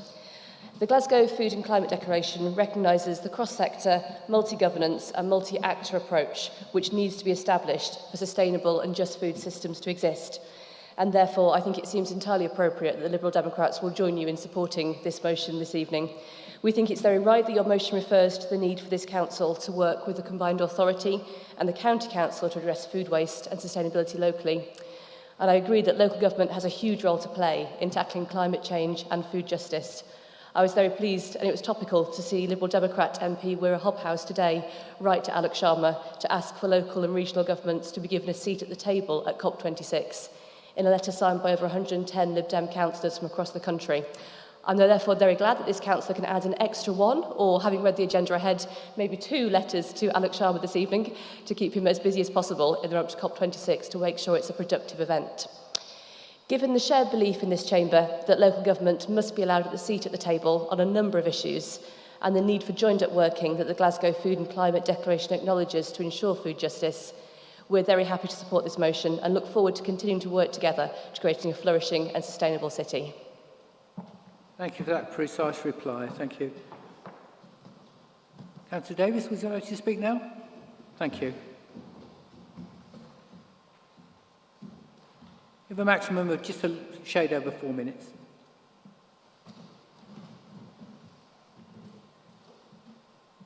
Too many earrings for my mask. Right, thank you. So thank you, Mr Mayor. I'm really honoured to be seconding this really important motion this evening.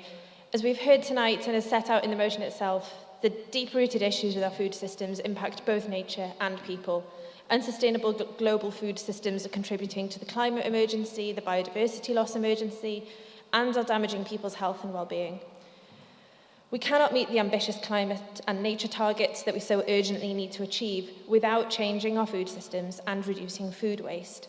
And as well as the environmental benefits, there are other benefits to our communities from taking these actions too. Lack of access to healthy, sustainable food was a widespread problem before the pandemic, but in the last 18 months, food poverty has skyrocketed as the effects of COVID-19 set in, highlighting the fragility of our food systems and the impact that that has on local communities. While 1/3 of all food produced globally is wasted before it even reaches the table, many people do not have access to the food that they need. And we've seen this in Cambridge, and that's why I'm so grateful for the food hubs in place across the city that are helping to provide sustainable and secure food systems on a local level. So many residents use and value the food hubs, including in Abbey, and the benefits are clear to see. It's reliable access to food, it's redistribution, and it's a way of fighting food waste that is effective and accessible to everyone. Reliable, sustainable food affirms people's independence and their dignity. It is a lifeline for families and children and improves health and well-being. And as Councillor Collis said, sustainable food can build a sense of community and ownership too. In a year defined by isolation, people coming together to help ensure fair access to food across the city and tackling food waste has been a brightness. I'd particularly, on this note, like to thank the Abbey Food Hub, Abbey People and Co-Farm for the work they do, and I know that so many Abbey residents are grateful for their contribution. When we have the right policies and systems in place, climate and social justice can go hand in hand, and that's why this motion is so important. It's why we are reaffirming our commitments on a local level and to cooperate with partner agencies, and calling on the government to make reducing food waste a priority at COP26. Thanks. Thank you very much for that. Okay, members, in that case then, we'll go straight to the vote. All those in favour of this motion, please show. I think that's unanimous, Gary. Thank you. Just for for completeness, I will call the others. So, any against? And any abstentions? Thank you very much. That takes us to agenda item 6E. The mover and seconder will again have 10 minutes between them. So I now call on Councillor Copley to speak to the motion.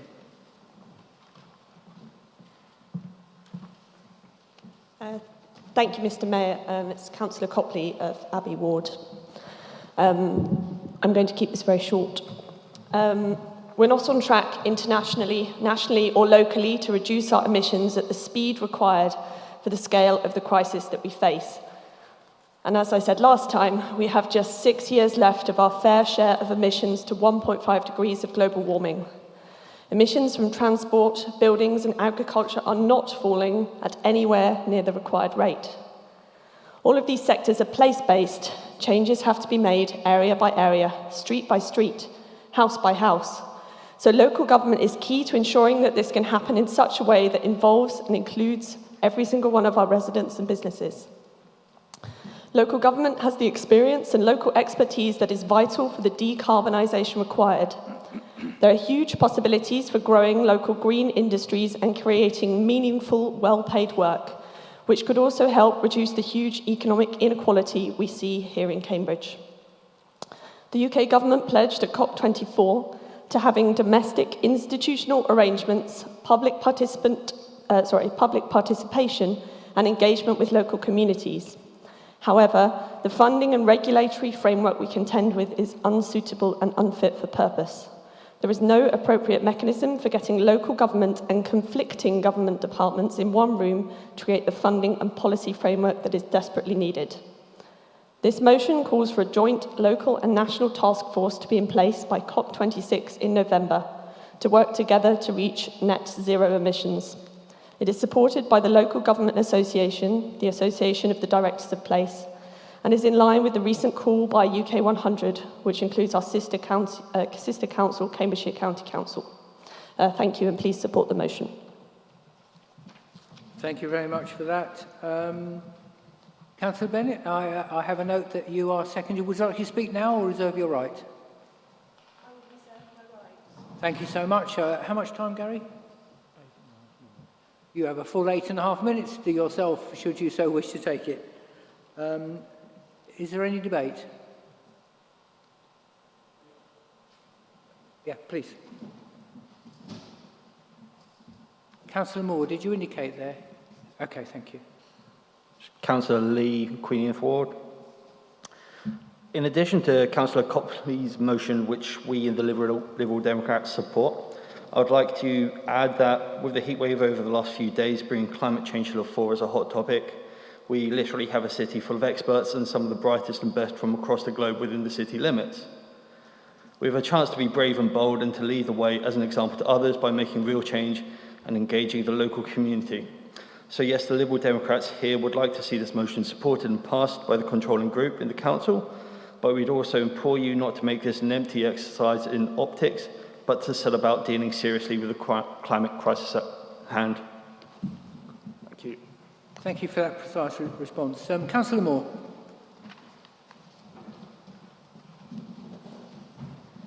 Thank you.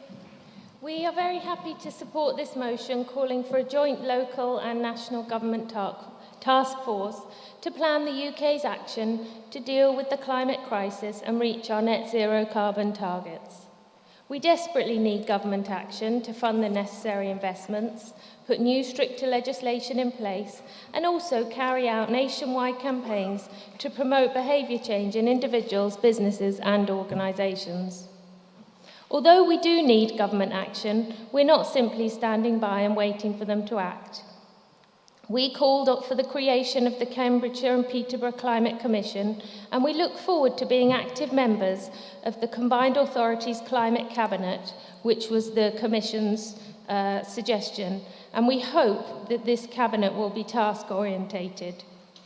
We're also currently in the process of making our own Cambridge Climate Leaders Group more action-focused, and that Climate Leaders Group has exactly the members that the previous councillor discussed. It is both universities plus all of the major organisations across the city. We also take every opportunity to lobby either on our own or, more effectively, we hope, with partner groups such as UK 100 and other councils.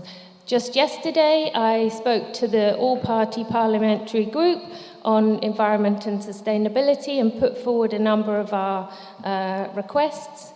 However, it does feel sometimes that they fall slightly on deaf ears, and that's why I'm very happy to support this motion for a task force. Thank you. Thank you. Councillor Bennett? Sorry. Is that a no? That's a no. Okay, thank you. In that case, Councillor Coppey, you have the right to reply. Oh, she's just spoken. Oh, okay, thank you. Sorry, it's just a bit hard to hear up here, I'm sorry. In that case, then, we'll go straight to the vote. All those in favour of this motion, please show. That's unanimous. Unanimous? And again, for completeness, I will say any against and any abstentions. Thank you so much. We now move to agenda item 6F. The mover and seconder again will have 10 minutes between them. I now call on Councillor Floberg to speak to the motion. I believe Councillor Thornborough is seconding this. Councillor Floberg, Trumpington Ward. I'm a new member of this council's planning committee. I stood for the city council this year in order to help shape the evolution of our city and stand accountable to the public for the way that I do that. I'm aware that we need more homes for Cambridge to be inclusive. I'm also conscious that we have important local environmental constraints to respect. These are challenging goals to accomplish. However, I am to argue the case of sustainability in development. The meaning of these radical reforms means the delivery of any development will be favoured rather than development that meets community needs. I live in Trumpington, in a community which are the creation of recent planning policies and approvals which were defined here in Cambridge. which despite tightening problems are evidence of a local council at the time led by the Liberal Democrat colleagues, enabling the right sort of development and taking an existing community with them in the process. The challenge can be risen too, and is best done by local people who know their community and act within a democratic framework, listening to local voices. Not everyone loves all of the new development in Cambridge, but few believe it would have been better with less local democratic control. If there is something wrong, it's too much inflexible central government control and not enough power at a local level. This is why the government's planning reforms are so dangerous. They will remove residents' right to object to individual planning applications and have their views taken into account before decisions are taken. This is prized as a fundamental part of people's democratic rights within their environment. It's outrageous that the government should be proposing to take this away. It will make 10 times more difficult the building of consent necessary to integrate new communities and challenge within existing communities. It is also a change which it doesn't remotely address the real issue in our area. The planning system as it is not preventing necessary new homes being built as Trumpington, Eddington, Darwin Green, and Merley demonstrate. Greater Cambridge has no shortage of developers wanting to put in planning applications. We do not need to give developers carte blanche in order to encourage them to get permission to build. Our challenge is to control the demand to ensure we end up with livable, inclusive place which maintains important local character and landscape, in which this Council has a good track record. The idea that giving developers a free hand is what we need here to make development in our area better is ludicrous, but it isn't about demonizing developers either, which will happen if the government's proposals are to be implemented. The current framework of a high-level local plan for a wider area, combined with approval of detailed individual schemes, in reality promotes a lot of constructive collaboration between the developers and the democratic system. This will be lost if the government goes ahead, and a vital component of local responsibility for the well-being and prosperity of communities will be smashed. This would be a total contradiction of what the government says in general that it wants with its talks to more devolution.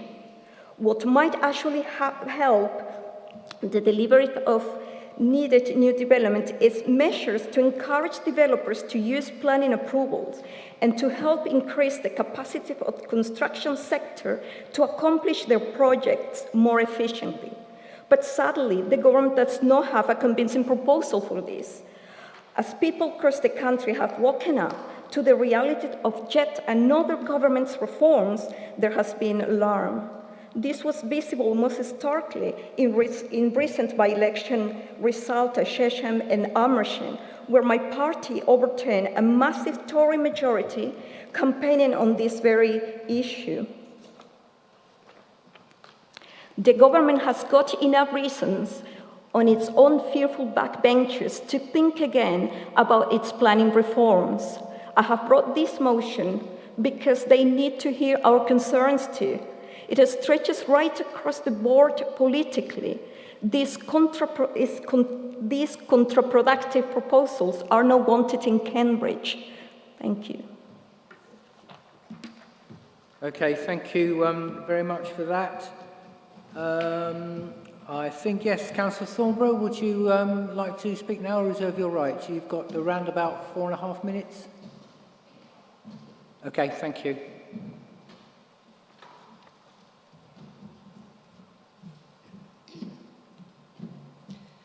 I'd like to start by welcoming Councillor Flober's first speech to the Council. It's a shame we're not in the chamber, but the setting has not diminished the impact of her words. It's not common to have a Labour councillor second a Liberal Democrat motion, So I'm pleased that we can do so here. When I was first elected, I said that I would work with anyone to serve the interests of the people of my ward and of Cambridge. And this is one of the clearest examples I can think of of when we need to come together to oppose these awful proposals. 800 years ago, Magna Carta was an attempt to remove the monarch's absolute power. Now we have a proposed Structure Carta, an attempt to sidestep the democratic process and let builders and developers do what they will in our city. It must not be allowed to proceed. This City Council has already made a formal response to the consultation, and the text was agreed with elected members from all sides. In that response, we expressed our concern over the impact on community involvement and engagement in the planning process.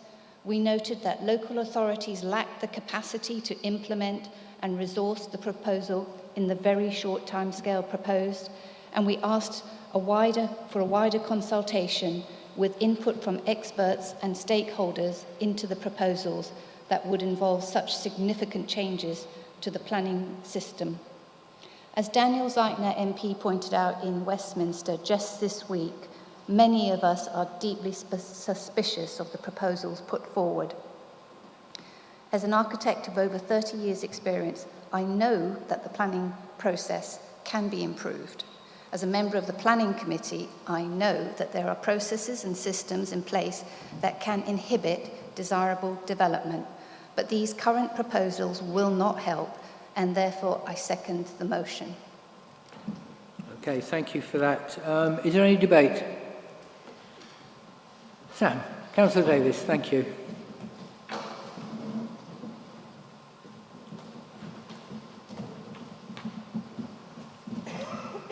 Thank you, Mr. Mayor. The short response from the Green and Independent Group is that we wholeheartedly support this motion.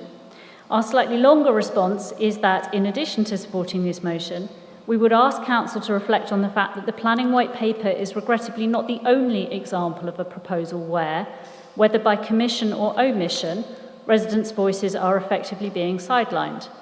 I refer to the 12-week consultation on the spatial framework for the Oxcam Arc launched by the MCHLG on Tuesday. This consultation relates to development on a potentially huge scale, but to date there has been no City Council press release informing residents why they should participate and how to go about doing so. The Cambridge City Council Twitter account posted a link to the consultation yesterday, which so far has had a grand total of 2 retweets and 1 like. The Green and Independent Group leader's speech at May's Council referred to our commitment to promoting active engagement in local democracy. So in addition to voting for this motion in support of democratically accountable and transparent planning processes, we also ask the City Council to step up its own efforts to promote public awareness of and engagement in the Oxcam Arc consultation and the Arc project more generally.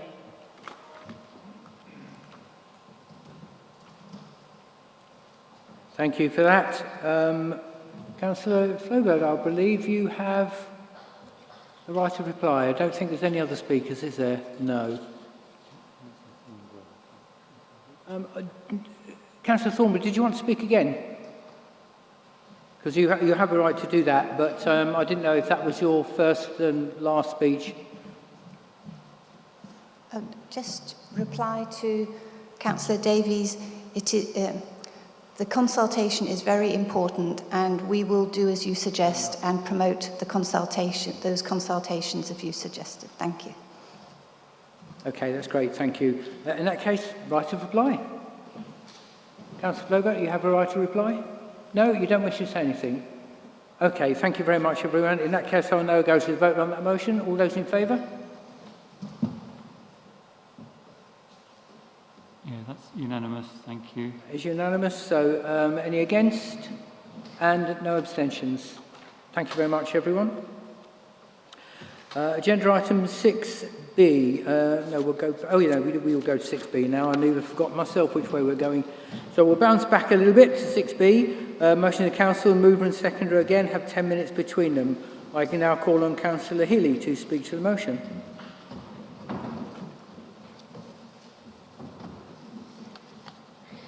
So I'm proposing a motion on the policing bill, which is completing its final stages in the House of Lords at the moment. This bill represents the biggest regression on civil liberties in generations. I don't think there's anything more important that we, as elected representatives, should be focusing on, as it's a significant threat to our democracy. There are two significant aspects of the bill which are most concerning. First, the threat to peaceful assembly and protest, and secondly, the bill specifically targets Gypsy and Traveller communities, effectively criminalising their way of life. In looking at the provisions concerning the right to protest and assemble, they represent an unprecedented extension of policing powers, which would effectively give both the police and government ministers the power to ban peaceful protests. The right to peaceful assembly and protest is a fundamental human right enshrined in international human rights law and can only be restricted in very limited circumstances. The bill sets out to crack down on non-violent dissent, which would also allow police to restrict static assemblies and vigils rather than just moving demonstrations. A picket line outside a workplace, a sit-down protest, or a solidarity vigil, like so many that we've seen in Parker's Peace, could all be limited or banned if they're deemed to have an undue impact. There's also a specific section on one-person protests. These laws could well be used even more widely against homeless people, for example. The whole point of a demonstration is to have an impact. If we think of some of the key moments in civil rights history where change has happened, it was through protests, such as the civil rights movement in the US, the suffragettes movement in the UK, or the women's strike in Dagenham factories, which led to the Equal Pay Act for women. This is a really serious criminal offence, which includes fines of up to £10,000 and 10 years in prison for causing serious annoyance, so basically for taking part in a noisy demo. Amnesty International has also warned about the possibility of this leading to prisoners of conscience in this country, where people could be potentially locked up for years for engaging in peaceful protests, the sort of thing we see in dictator regimes in other parts of the world. There's also a huge risk of abuse of powers under the bill, as it gives the Home Secretary unfettered power to define serious disruption without further parliamentary approval. As someone from Derry, I know more than most the consequences of abuse of powers in relation to protests. My family took part in a civil rights demonstration on Bloody Sunday in 1972, where civil rights demonstrators were murdered by the British authorities in the Bogside, just a few streets from my home. This illustrates the very real dangers of executive decision-making without checks and balances in relation to protests. In relation to the police having this significant increase in powers, the big fear also is that they may disproportionately impact on ethnic minority groups who already experience disproportionality in the criminal justice system. Research by the UK Parliament's Joint Committee on Human Rights shows that 85% of black people in this country don't believe that they would be treated the same as white people by the police. The structural inequalities in the criminal justice system must be addressed first, not exacerbated.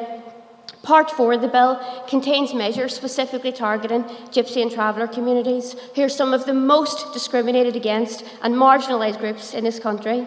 It's so important that we also raise these concerns on the bill also. I authored the first dedicated human rights report to the UN, specifically focusing on discrimination experienced by Gypsies and Travellers in the UK, which was presented to the UN over 10 years ago. I thought it was bad then, but this is a different level. This is the type of thing that preceded the Holocaust, in criminalising an entire ethnic minority group. The bill targets them by criminalising trespass to land, previously a civil offence. These measures will further exacerbate inequalities and discrimination by pushing them into the criminal justice system, as if travellers cannot pay a fine of £2,500, which most of them, let's face it, won't be able to, then they could be imprisoned for up to 3 months. The existence of encampments needs to be understood in terms of the historic failure of government to properly meet their accommodation needs. In addition, the majority of the police forces and police and crime commissioners who responded to the 2018 Home Office consultation on encampments were against criminalisation of trespass. Just 21% of police bodies supported criminalisation of trespass, with 93% calling for site provision as a solution to unauthorised encampments. It's the national planning framework and government policy on encampments which has led to these adverse outcomes. Despite this difficult national environment, Cambridge City Council has been working with Gypsy Roma traveller communities, and our teams have tried to support them. As Councillor Collis has already indicated today, we do have a protocol in place specifically to ensure the rights of travellers are respected. We do welfare assessments, including looking at medical needs and social care needs, and can put temporary accommodation in place where needed. And informally, we've also put in place flexible agreements on a case-by-case basis when there have been encampments. But our hands are very much tied with the national government policy, which, as I've outlined today, is set to get much, much worse as a result of the policing bill. However, we do have an opportunity, once we have the result of the needs assessment, which is currently underway, and with the new arrangements at the County Council, to work with some of our colleagues in other authorities across Cambridgeshire to look at site provision and work in a joined-up way. These conversations are already happening, and I know, for example, Councillor Thornborough has said it's okay for me to share that we've already started having conversations with the Cambridge Biomedical Campus regarding equality adapted parking for travellers, communities who are using the hospital for treatment, and I'll be following up on this as well. But I think it's also really important that as part of this needs assessment that we're really listening to the voices of travellers and their needs. But what's even more shocking about this legislation is it also allows authorities to seize property and caravans, essentially, basically, seizing their homes and all of their entirely world possessions. Can you imagine if this was any other protected ethnic minority group in this country where they were proposing a law which would involve seizing everything that they owned in this world? It's clearly in breach of human rights. There's also a direct correlation between accommodation insecurity and health outcomes, with traveller and gypsy communities having life expectancies estimated between 10 and 25 years less than the general population. More needs to be done to improve these outcomes, not exacerbate the inequalities. But more than this, by criminalising the traveller way of life, what signal is that sending out to these communities? I've been really lucky to have worked with gypsy and traveller communities earlier in my career when I worked for the National Traveller Movement with many gypsy and traveller families from all across the country. And I'll always remember the resilience, the good humour and the decency of every single traveller I've ever encountered, despite the discrimination, the prejudices and the stereotypes that they encounter from the moment they're born in this country. And I don't know a single traveller family who's not been affected by suicide, and the rates of mental health in these communities are through the roof. And I would argue that some of these factors around prejudices plays a huge part in that.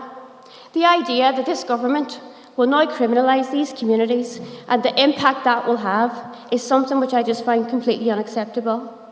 So to finish, I think it's really important that we do all we possibly can to stand in solidarity with gypsy and traveller communities, including working with neighbouring authorities in Cambridgeshire. We also must challenge the legitimacy of the provisions in the bill related to the right to protest. I think this is so important. History has shown how countries slide into authoritarianism, and we're seeing all the signs of that right now in this country, and we need to be speaking out about it.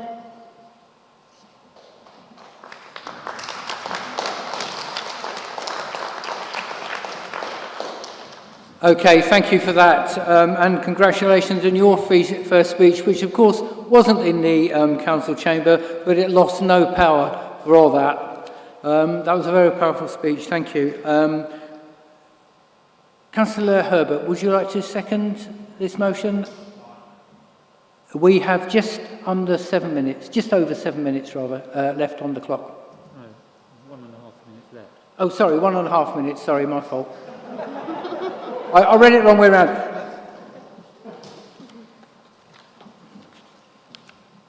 You sure you're right about that 1.5 or Yeah. 7?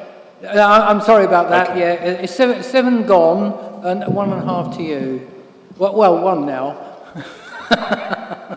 I'll stop arguing. Thank you, Mayor, and thank you, Mairead Healy, for introducing this issue. Live performance. The policing bill obviously goes wider, and the damage that the government is doing does. If we just look at issues like the breaking up by the Metropolitan Police of a protest by women after the murder of a Metropolitan policeman, by a Metropolitan policeman of an innocent woman, If we look at the false statement by the government that racism in Britain is over when the police continue to pick on black people and other ethnic minorities, this motion essentially focuses on the policing bill. It's not a wide motion about all travellers' issues, but it's quite clear in the east of England that the police already single out travellers. Some travellers from the Fens, from Willingham, Cottenham, even Fen Road get stopped, not because of anything other than the fact that the police recognise their vehicles. And Mairead Healy, Councillor Healy is absolutely right that this is part of a wider movement against travellers, as was evidenced in the destruction of the traveller community beside Basildon by the then council, which is now an MP for Basildon who relishes in the fact that he destroyed a traveller community. So there is racism in this bill. That is the purpose of this motion. And I do commend Mairead for her speech and her passion on this. Yes, we will do far more on other travellers' issues, but that's not the purpose of this motion. Thank you. Sorry, Mr. Leader, that was the fastest 7 minutes I've ever heard. Thank you. Councillor Coppey has given notice of an amendment which is on pages 39 and 40 of the information pack. Councillor Coppey, you have 5 minutes between you and your seconder. That is if the chair can work out 5 minutes.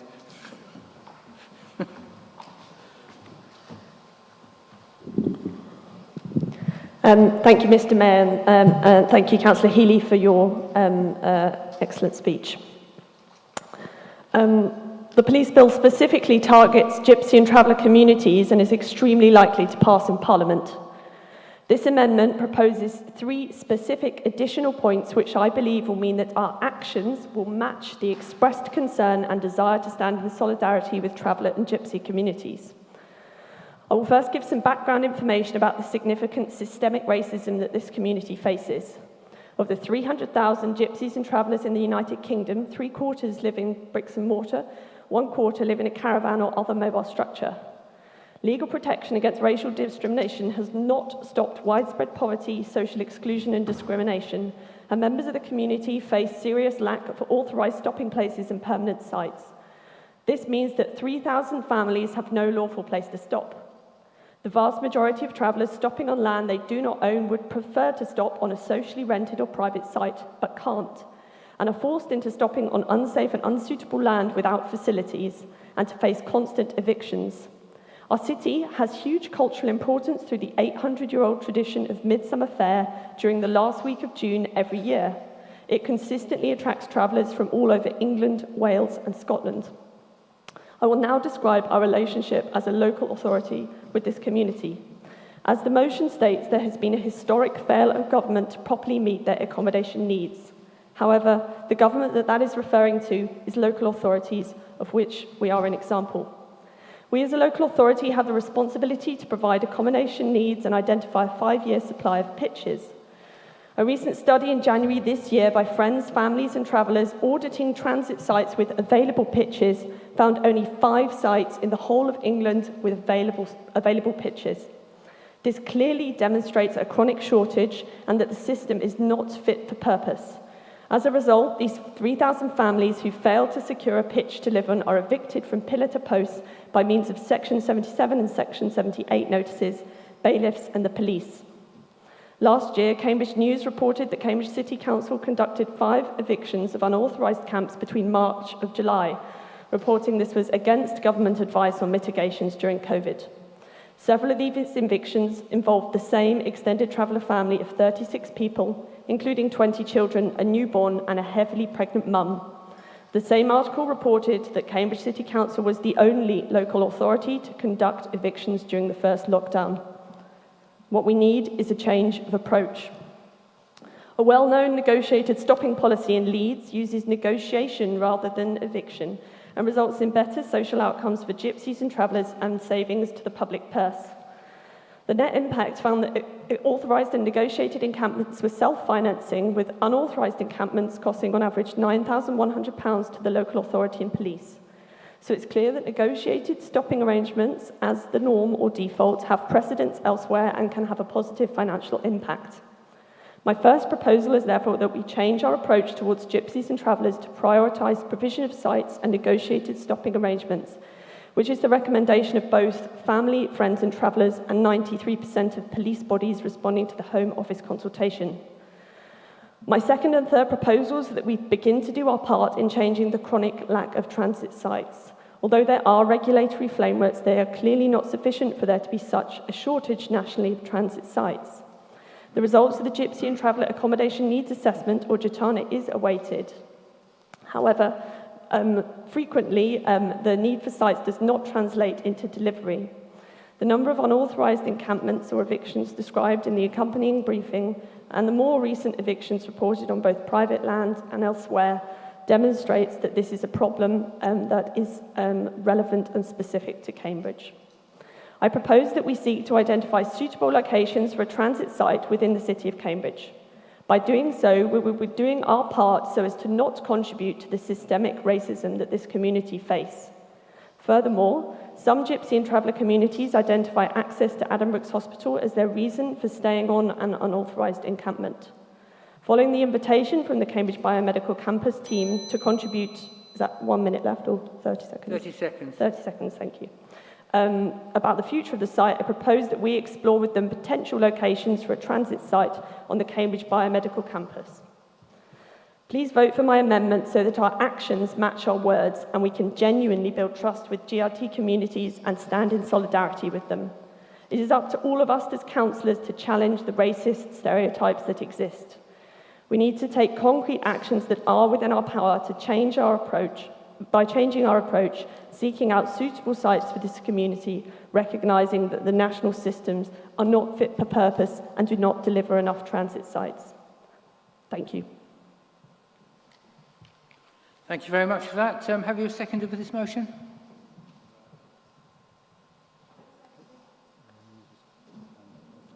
Sorry, Councillor Bennett, that was yourself. I'm afraid there's no time left to speak on that. Thank you very much for seconding. Is there any debate?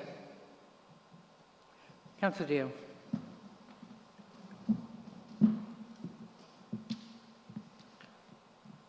Thank you, Mr. Mayor. And thank you to Councillor Healy for bringing forward this motion and for her extremely powerful speech highlighting the implications of the policing bill on democracy and civil liberties in the UK, and particularly the impacts it may have on Gypsy and Traveller communities.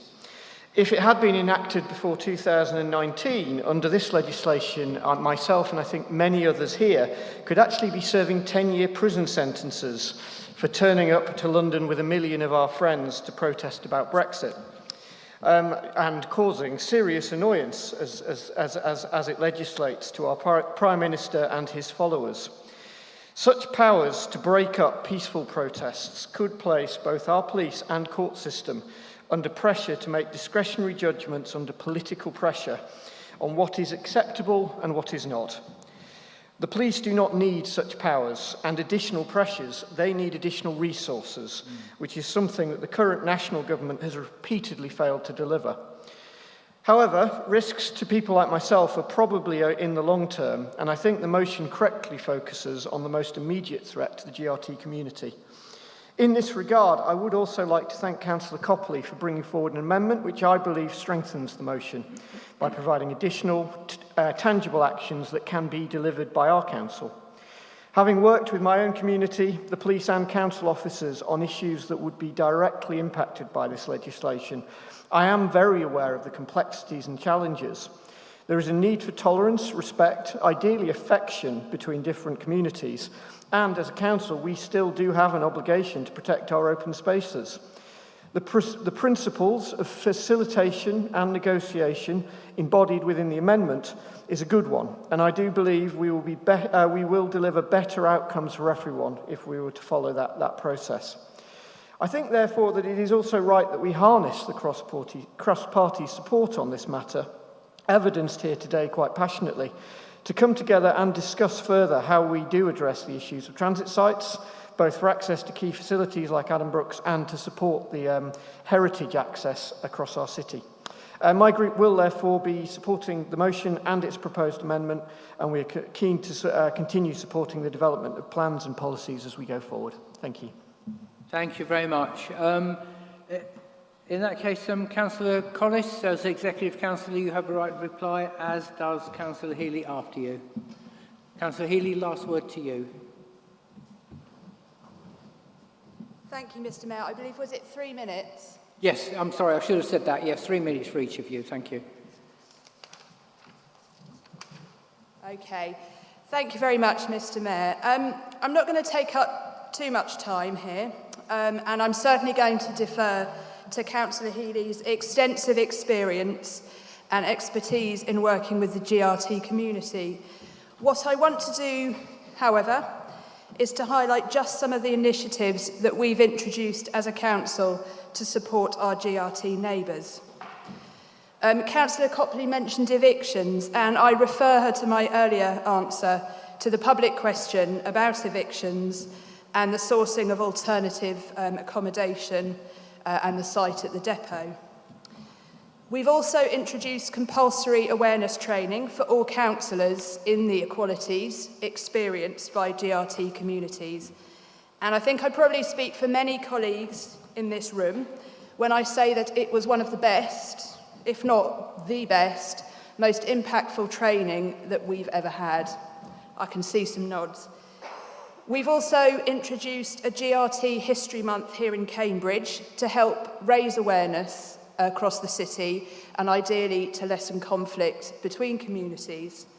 As I mentioned earlier, during COVID, when there had been previously no provision for GRT families to self-isolate in Cambridgeshire, we followed the public health advice and also the needs of the GRT community by providing a site where they could be directed to self-isolate if needed, and therefore managing the risk to both themselves and to others. This site is now modified and available both to us and also to neighbouring local authorities as needed, and it was prepared on agreement by the Vulnerable People Group at the County Council, funding it from COVID-specific county budgets. These are just 3 examples of how we are continuing to work to support the GRT community. We are certainly not removing sites, which I believe happened some years ago in Trumpington. We recognise that this is the start of a journey. There's more to do, and once we have the results from the accommodation assessment work, we'll use that information to refine and improve our work in this area that's already happening. It's going to be hard to fight the tide introduced by this bill, but fight it we must, and fight it we most certainly will. Thank you very much for that. Councillor Healy, last word. So first, in relation to the proposed amendment of my motion, I'll keep it brief, as I'm conscious we still have a lot more business to get through tonight. So we won't be supporting the proposed amendments, but we do welcome and appreciate Councillor Copley's suggestions on the need for new sites. Conversations are already happening around identifying potential sites and working with other authorities to do this. And as I've already mentioned this evening, we've also been having initial discussions with Cambridge Biomedical Campus around a potential site for travellers using the hospital. However, as it's already been stated earlier today, and you'll already be aware, the comprehensive needs assessment is currently taking place, which will dictate and guide future decisions we'll take around site provision. It's really, really important that we don't prejudice the outcomes of that needs assessment, which is currently underway, and which is a fully consultative process working with community members and all the relevant stakeholders. And as someone who's actually worked extensively with Gypsy and Traveller communities, it's really important that we hear directly from them before we start making any decisions on what their needs are. And just one clarification I'd like to note in relation to the first proposed amendment. I think it's really important to clarify that our approach as a council in responding to encampments is not one which is enforcement focused, but it's always been prioritising the well-being of travellers and gypsies and seeking to provide support and identify welfare needs as a priority when we've had encampments, rather than primarily focus on enforcement as has been suggested. So I think that's important to have on the record. So for these reasons we won't be supporting the amendment, but as I said, we are grateful for Councillor Copley's suggestions and happy to continue discussions with her outside this meeting. In returning to the original motion, thank you to colleagues who've spoken in favour. These issues are bigger than party politics, and we must all work together across the party divide to speak out on these significant threats to all of our civil liberties. This bill will be passed shortly, there's no doubt about that, and there'll be grave consequences arising from this for all of us in generations to come. And I hope we can all be united in responding to the resulting effects on the people of Cambridge. And I'm really glad also that all the parties in this room opposed the bill in the House of Commons. What's really important here is we must not forget the human aspect of all of this, as I've mentioned, on Gypsy and Traveller communities in particular, in terms of the impact on these communities of criminalising their way of life and further stigmatising them. The consequences of these measures will be absolutely devastating for Gypsy and Traveller families, suddenly who could potentially be without a home or possessions, and with a lead family member potentially thrown into the criminal justice system and their children also at risk of entering the care system. As I've already said, I'm very personally committed to working with GRT communities, and I'll do all that I can as the lead councillor for equalities within my powers, working with executive councillors. And I know others, such as Councillor Jerry Bird, have also been supporting these communities for several years. And it's important to acknowledge that as well. But we must all play our part in helping to reduce the discrimination and prejudices that these communities continue to face, and we need to work together collaboratively on it. Thank you very much for that. That will take us to the vote now. I'll go to the vote on the amendment, please. Can I see those in favour of the amendment? Okay, so that's 12.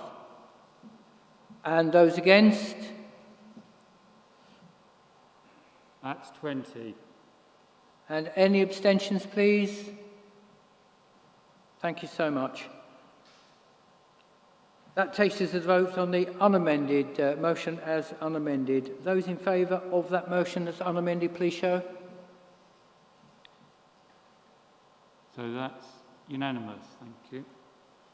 Just for completeness, those against? And any abstentions? Thank you so much. Thank you, everyone. That takes us to agenda item 6C. The mover and the seconder again will have 10 minutes between them. May I call now on Councillor Pora to speak to the motion? Thank you, Mr. Mayor. I'm hoping that's working. So I've put this motion to Council today as I want us to move forward quickly and effectively to stop pesticide use across our city.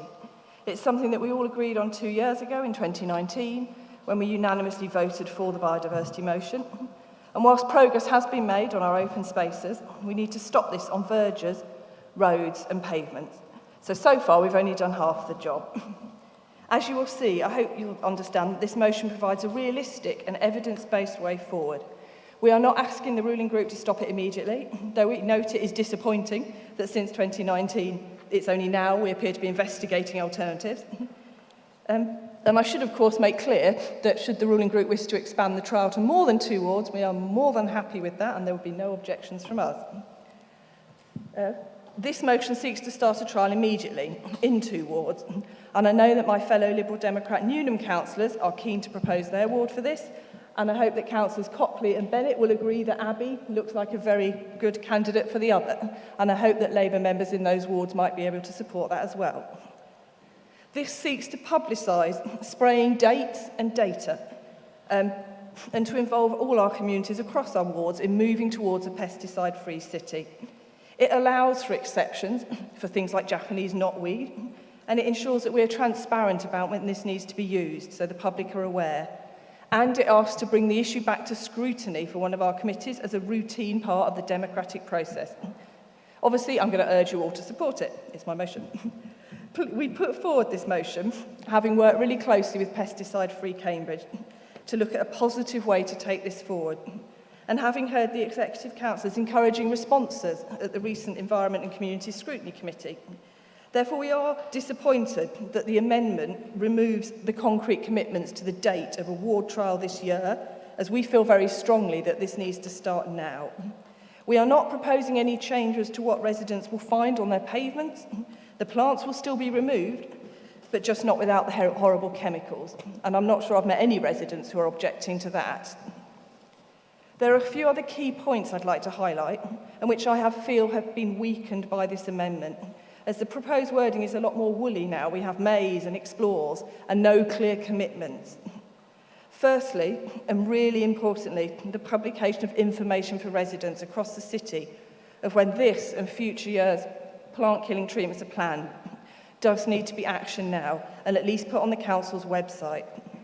This allows for the openness and transparency we'd expect and alerts residents to the fact that once treated, it can take several days for it to be evidenced, whilst people, children, pets are playing and touching these chemicals. As we state in our motion, we'd like this to then be rolled out across the city in future years with actual physical notification. I found this out the hard way myself. I live in a terraced house in Market with no front garden, and it was only several days after the council had sprayed the greenery outside my front door that I realised. In the meantime, I've been putting out my milk bottles, taking them in, putting them in my fridge, putting them on my table, and my daughter has been doing handstands outside the house, touching these chemicals. This must be happening to so many other families across the city, and it's not acceptable, and people have a right to know and plan to avoid this. Secondly, I'm very supportive of Councillor Collis's suggestion that we report to area committees. I think that's a great idea. However, I would also want this to stay going to a scrutiny committee. After all, this is such an important issue for all of us. It should be going to a formal citywide scrutiny committee, so I would urge her to consider reinstating this. We know that over 500 people have signed the Pesticide Free Cambridge petition to stop usage across our city, which demonstrates that so many of our residents are interested and engaged in this process, and it needs to be reviewed and discussed in a whole city committee. This motion is just a beginning, focusing on eliminating the day-to-day and blanket destruction of plant life across our streets, verges and paths using herbicide.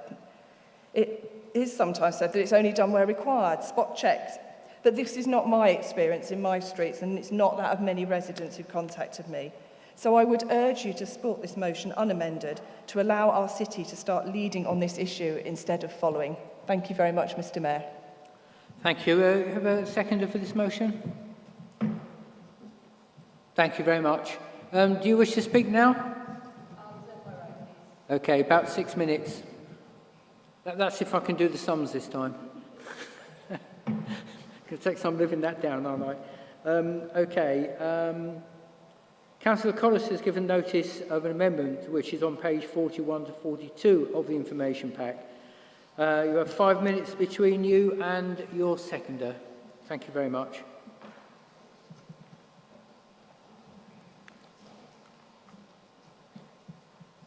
Thank you very much, Mr. Mayor, and I want to start by thanking Councillor Porra for bringing this important motion before Council tonight.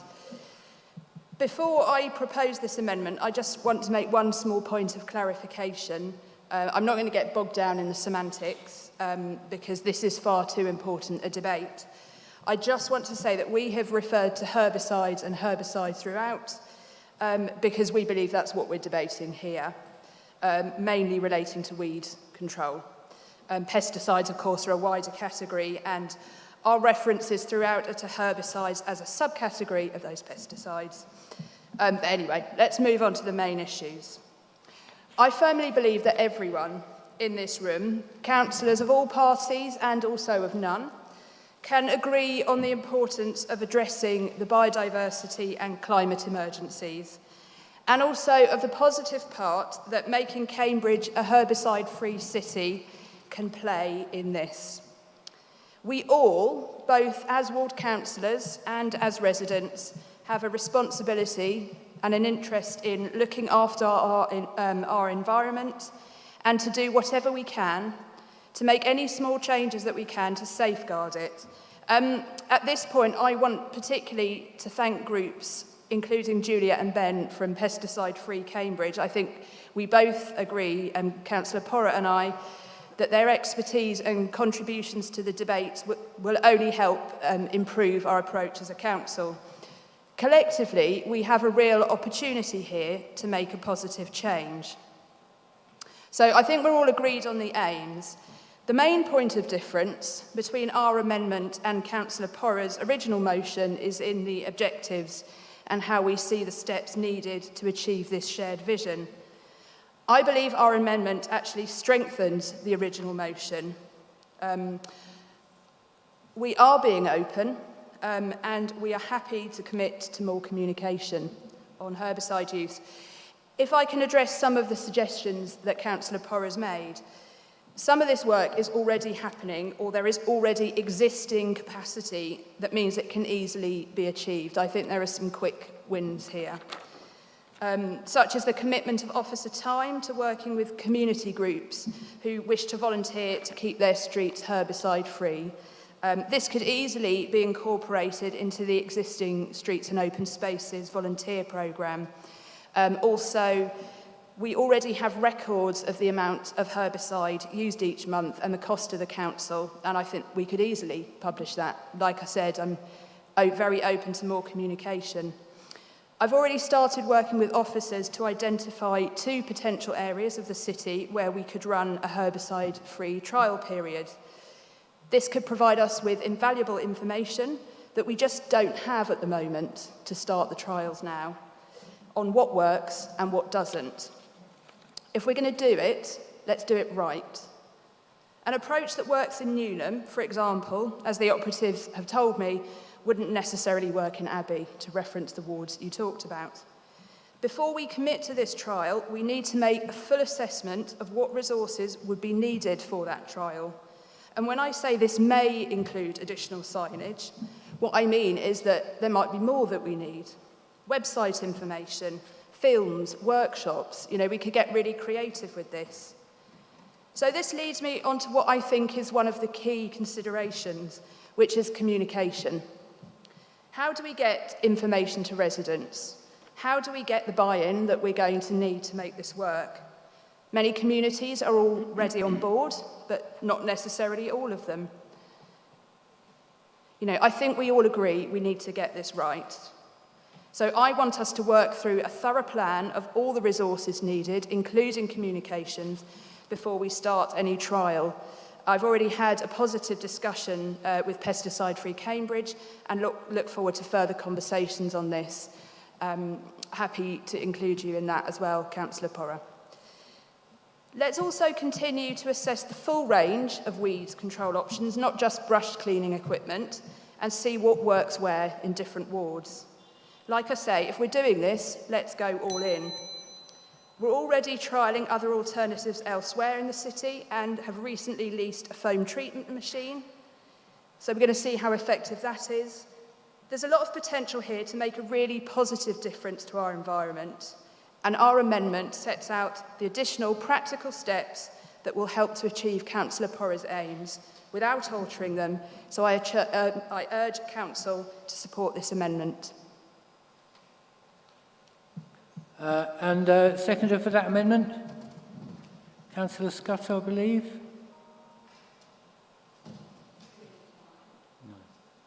There's no more time to speak, unfortunately. All the time is taken, but just whether you are still seconding it. Okay, thank you so much. Sorry about the time. Okay, in that case then, we're going to have to go to any further debate then. Sorry about the time for the seconder. Any further debate on that? Councillor Collis, you have right to reply as Executive Councillor, and Councillor Porras will have the final say for 3 minutes. Have I missed somebody? Oh, I'm sorry. I need to get binoculars as well then. Sorry. No, absolutely. Please. Thank you, Mr. Mayor, and sorry to keep everyone from their evenings for a little bit longer, but I did just want to speak on this motion. I think Councillor Porras has done an absolutely fantastic job in working with Pesticide Free Cambridge and with the officers to bring this together, and has led a motion that I think is very reasonable and one that we could quite literally begin doing tomorrow. I do think it's a really good job, as I'm sure many of us do here, that this council did unanimously declare a biodiversity emergency in May 2019.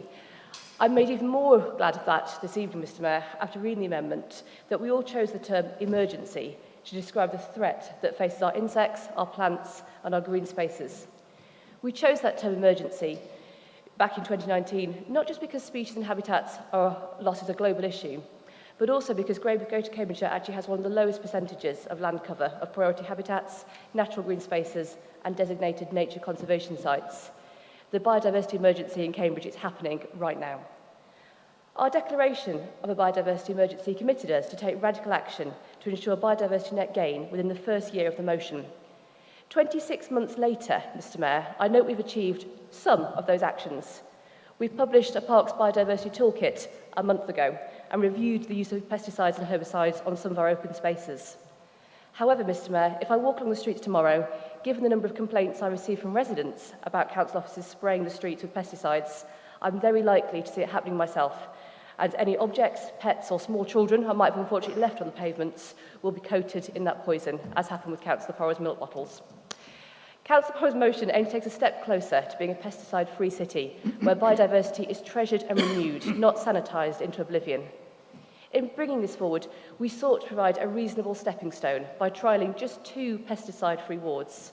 I understand the residents in Needham have already expressed their support for this, and that the council quite literally owns the equipment it needs to trial this while keeping our pavement free of weeds. I'm sure there are other options to explore, and Councillor Collins is right that we do so, but if we have the equipment sitting in a shed not being used, why aren't we using it, and why are we choosing a poisonous alternative instead? This is quite literally something the council could do tomorrow. It is possible to ask our teams to leave the pesticides in the shed over the weekend and instead haul out the brushing machine, whilst perhaps in some appropriate places, allowing our plants and natural habitats to flourish. The amendment to this immediately takes away the prospect of direct and immediate action to put away the pesticides, committing us instead to exploring and assessing options. I point out to the Chamber that we've had 26 months to explore and assess options, to make the thorough plans, to assess the resources needed and to prepare for a pesticide-free ward trial. The amendment also proposes reviewing herbicides at area committees rather than the Environment and Community Scrutiny Committee, as we had initially suggested.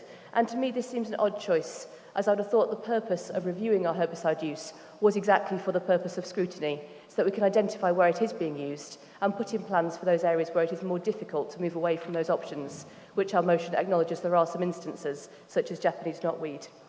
For these 2 reasons, Mr Mayor, we'll be voting against this amendment, as all it seems to us is to offer a bigger and bigger window for the Labour group to spray our streets with pesticide under the illusion of planning and resourcing. Overall, Mr Mayor, I would simply ask the Chamber to support Councillor Porrow's motion unamended. We're not asking for a knee-jerk and dramatic change here, but a manageable trial using equipment we already have that many residents have already agreed to stop some of the damage that we're causing to our environment. I can only encourage the Executive Councillor to leave the herbicides and pesticides at home next week and let our city flourish and grow. For me, there is surely far much more beauty in natural life than there is in sanitised streets and bare verges. Thank you. Thank you very much for that. Councillor Collis, you have right of reply as Executive Councillor, and Councillor Porrow will have the last word. And that is 3 minutes each. Thank you. Thank you, Mr Mayor. I certainly won't take 3 minutes. I'll be very brief. I will just reiterate what I said earlier about our motion. I believe our amendment, I believe that this adds and sets out practical steps and the resources that we need to make the spirit of the original motion a reality. If we're going to do this, we have to do it in a way that works. We can't do this indiscriminately. We have to know what we're doing. We have to know what we need to achieve the place that we all want to get to. So I would commend the amendment to Council. Thank you very much. Councillor Porrow, you have the last word. Thank you very much, Mr Mayor. And thank you to Councillor Collis for her full responses there. But for us, as I said in the initial statement, this is an evidence-based motion to kickstart Cambridge City Council's removal of day-to-day herbicide use, supported by our colleagues at Pesticide Free Cambridge. The dates are so important, and to use an appropriate phrase, possibly, this group do not want to kick it into the long grass, treated or otherwise. It's also about information and transparency, giving our residents a right to know what treatment is planned and when, until we can phase it out. So I do welcome Councillor Collis' assurances of commitment of officer time and the publication as soon as possible, even if it does start on the web. That would be much appreciated. It will also mean no changes for residents, as I mentioned before. The same growth will be removed, so there won't be issues with equality, with any barriers, with plants growing and damaging pavements or barring access, because I agree we do need to assess that in the longer term. But the removal will be planet-friendly, and it will keep us safer and away from chemicals that we know are not appropriate for children or pets, or indeed adults, for us to come into contact with. We cannot support this amendment as it removes the commit and it replaces it with vaguer terms, but we do welcome and acknowledge that this motion, amended or not, would be a great improvement on where we are now. I therefore urge members across the chamber to support it unamended, and let's get going. Let's show that the City of Cambridge understand what a biodiversity emergency is and that a climate change emergency needs our action. Thank you very much, Mr. Mayor. Thank you very much. In that case now, dear colleagues, I'll go to the vote. Can I go to the vote on the amendment, please? Can I see all those in favour of the amendment? Okay, it gets confusing. So that is 19. Okay, that's 19. Okay, thank you. And those against? So that's 12 against. And any abstentions? Okay, thank you very much, everyone. Now to the vote on the motion as amended. Those in favour, please? So that looks to me unanimous.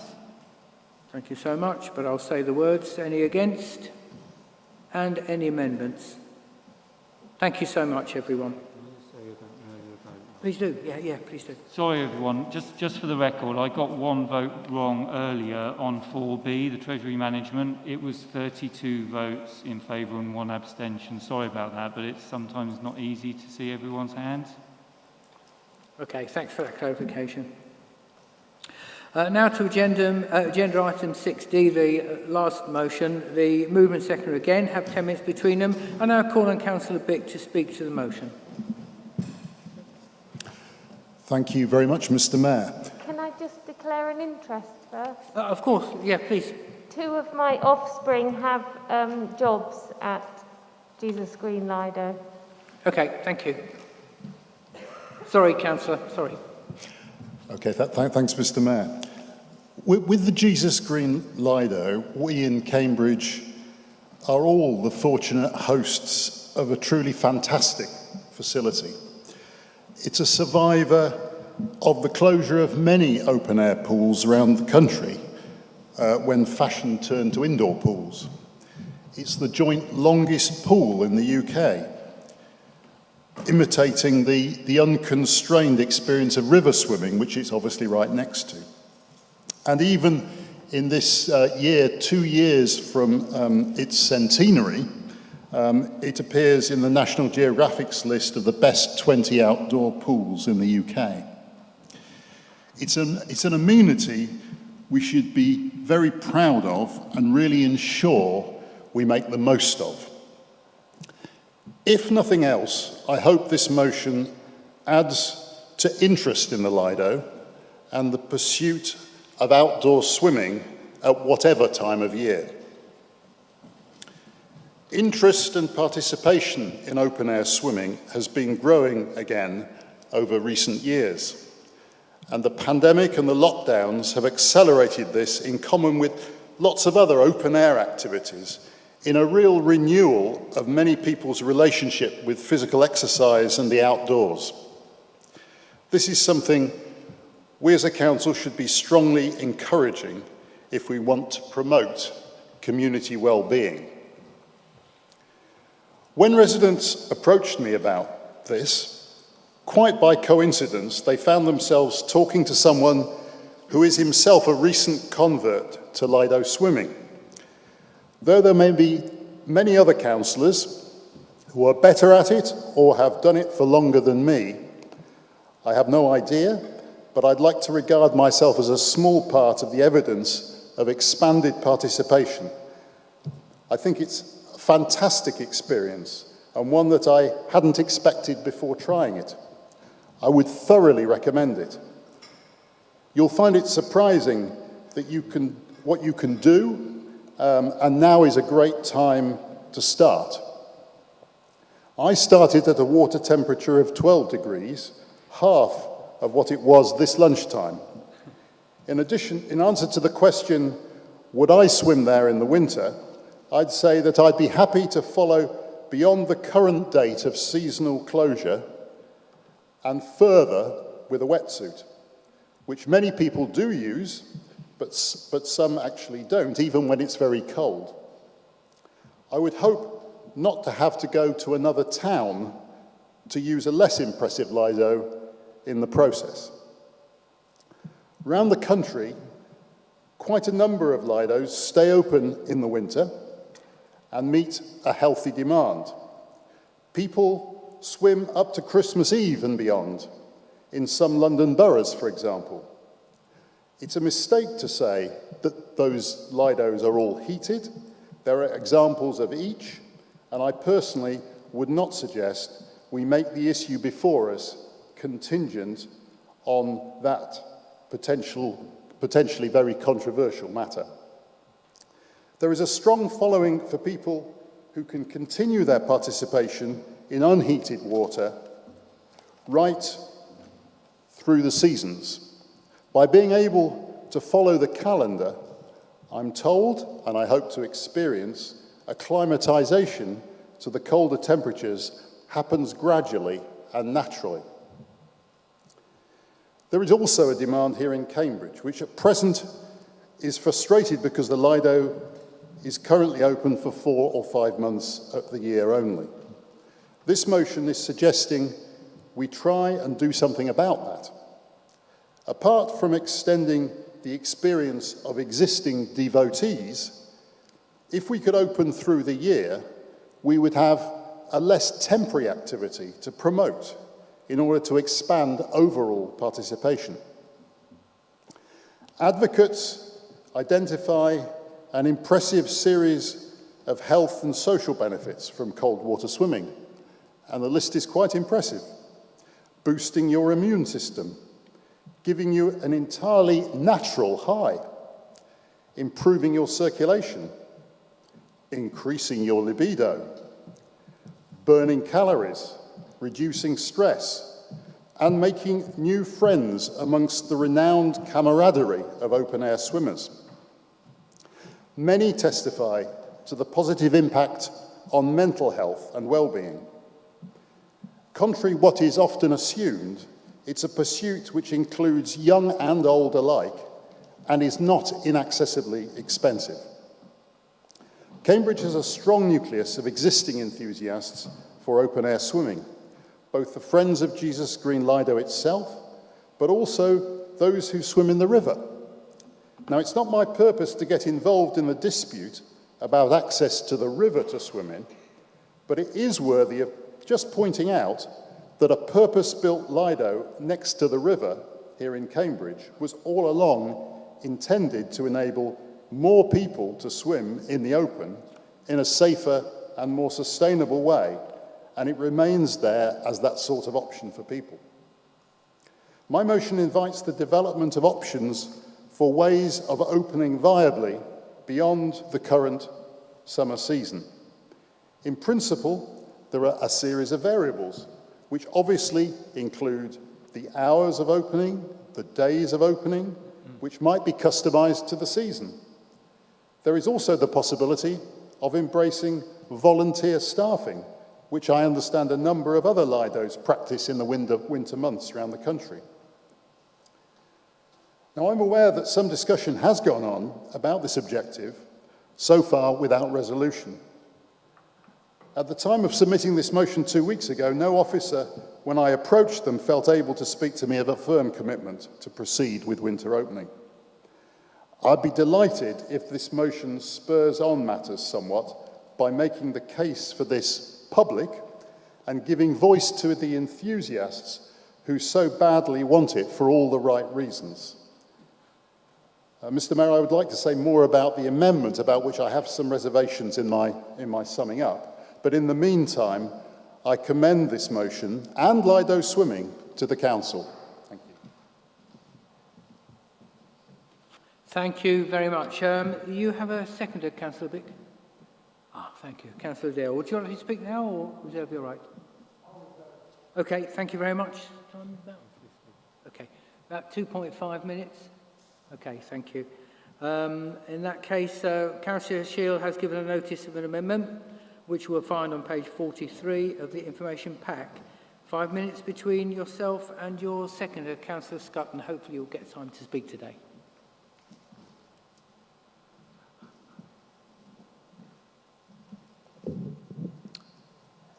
Well, thank you, Mr. Mayor. Straight away, I should declare that I'm a big user of Jesus Green Lido and have been for many years. So I should declare that interest, but I hope it also gives me a vantage point. Also want to thank GLL for bringing the suggestion forward to us in April, and to the Deputy Leader, Councillor Anna Smith, for working so hard with officers to start that work, but also to Richard Johnson, who was exploring these options 2 years ago. I'm grateful to him as well. I also want to pay tribute to the GLL staff on the ground at Jesus Green for making a COVID-secure operation through the era of the pandemic. And they will walk and talk you through how to use the booking app if you need help. I did, and when I got stuck, I just gave them my phone and they did it for me, bless. And so I have a really good experience in terms of, customer service down there, and adds to a nice atmosphere. People might know I'm a big fan of a guy called Andy Burnham. Andy Burnham, on one of his trips to Cambridge, was convening for us a workshop on the future of health and social care. And he said, look, when we talk about supporting people from cradle to grave, it's not about spoon feeding. It isn't to do with the nanny state. That's just what our detractors will try to tell you. Yes, it is about a guaranteed safety net for all those who need it, but also it is about creating ways for people to go for health, go for physical health when they can, if they can. Now, extending the swimming at Jesus Green will enhance people's opportunities to take part in the management of their health. It will add to the opportunities across the city of Cambridge for individuals freely to be in their health management, and swimming recreates the body and liberates the mind. The amendment as it stands adequately outlines what we've already been doing, but gives extra detail, gives important detail, especially around how we will do scrutiny and how we will do consultation, and also acknowledges the work already done by officers. So I hope everyone can get behind this, and I call upon you all to support the amendment. Thanks. Thank you very much, Councillor Scott. You're seconding that amendment. Would you like to speak now or reserve your right? Thank you so much. Is there any further debate? Councillor Herbert.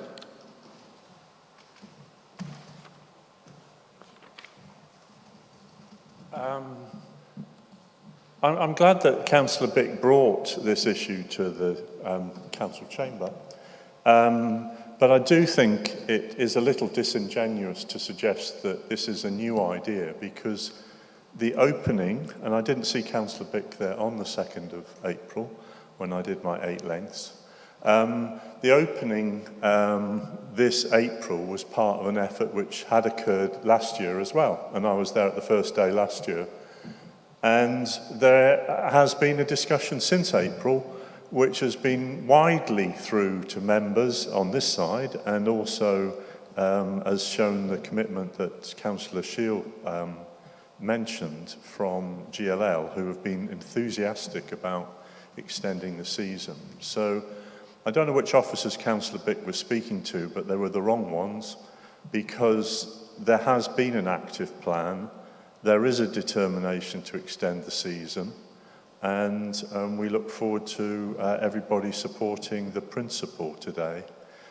It is possible to swim in the Cam.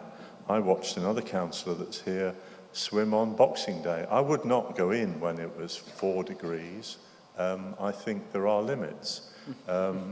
But there is effectively a club, a Lido, operating in Newnham, which I think should be also celebrated as adding something amazing to this city. So, yes, we can, without using any carbon, have a good, longer season.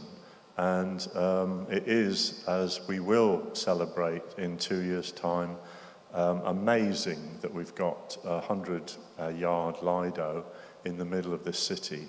And it's been a lifeline, particularly when the rules said that you couldn't swim indoors at all.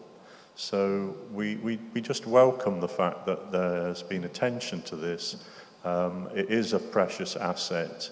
It's even better now that the horrible Leylandi have been cut and people can actually enjoy a view of the skateboarding, but particularly the wider view out onto Jesus Green. And it is a side issue, which I'll finish on, Mayor, is we really have to persuade Anglian Water to stop dumping sewage into the Cam River. And whilst they might tout their climate net zero credentials, they are a company that needs to stop polluting perfectly good swimming water in our natural environment. Thank you. Thank you very much. Councillor Bennett, you wish to say anything? No? Okay. As long as you've had the opportunity to speak, that's important. Okay, thank you. Do we have an executive councillor who's going to respond on Councillor Smith's behalf, or no? Yeah, of course. Yeah, of course you can. Otherwise, it will bounce back to Councillor Bick for the last word.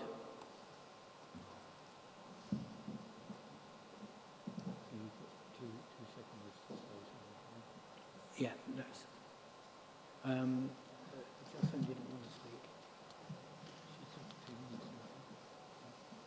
Did you want to speak? You did want to speak. Oh, I'm sorry. My error. I thought you said you didn't want to speak. Sorry, it's hard to hear up here. So, sorry, please, whenever you're ready. Yeah, you've got 2 minutes there, Jocelyn. Sorry, it's difficult. It's difficult to hear up here. Yes, thank you. I appreciate and echo the words of passionate Lido swimmer, Councillor Shield, in moving the amendment. I applaud the good work already undertaken by council officers, GLL and Friends of the Lido, and I thank Councillor Bick for bringing this motion in order that we could showcase the work of council officers that they have undertaken in advancing the Lido matter. And I anticipate that this amendment moved by Councillor Shield will be unanimously supported in anticipation of a potentially positive outcome in relation to Lido access and hours. Please support this amendment. Thank you. Okay, thank you for that. Councillor Deal?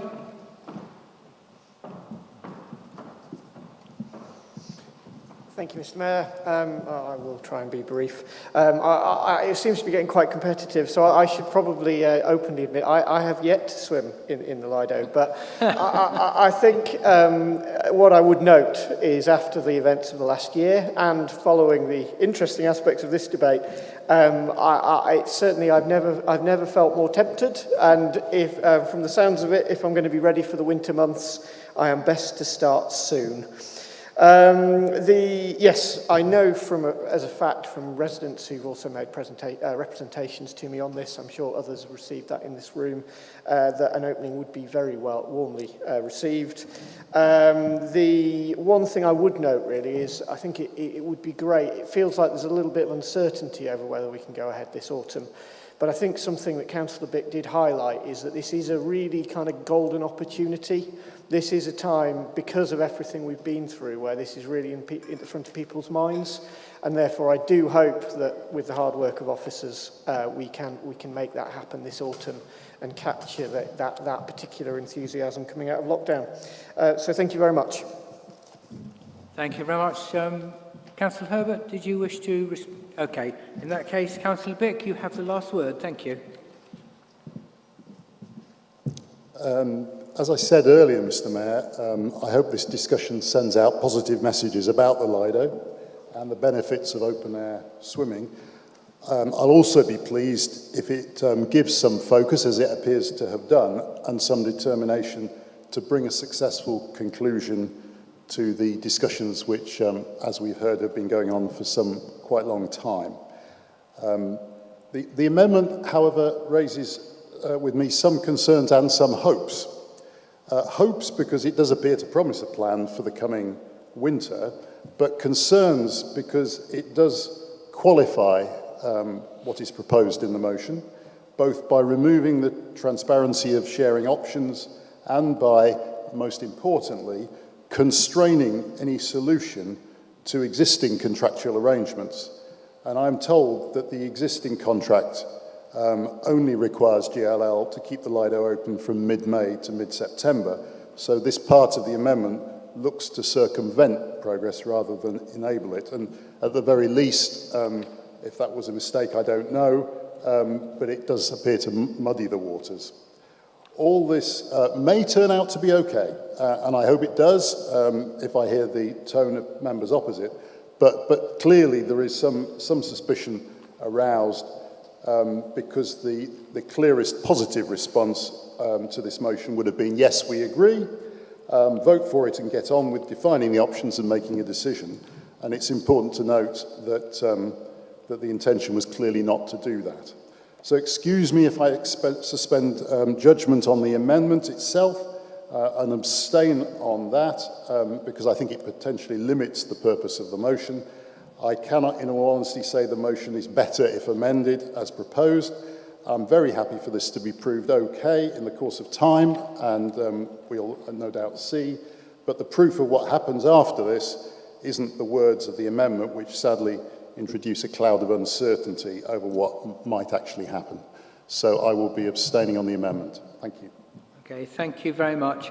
In that case, I'll now go to the vote on the amendment.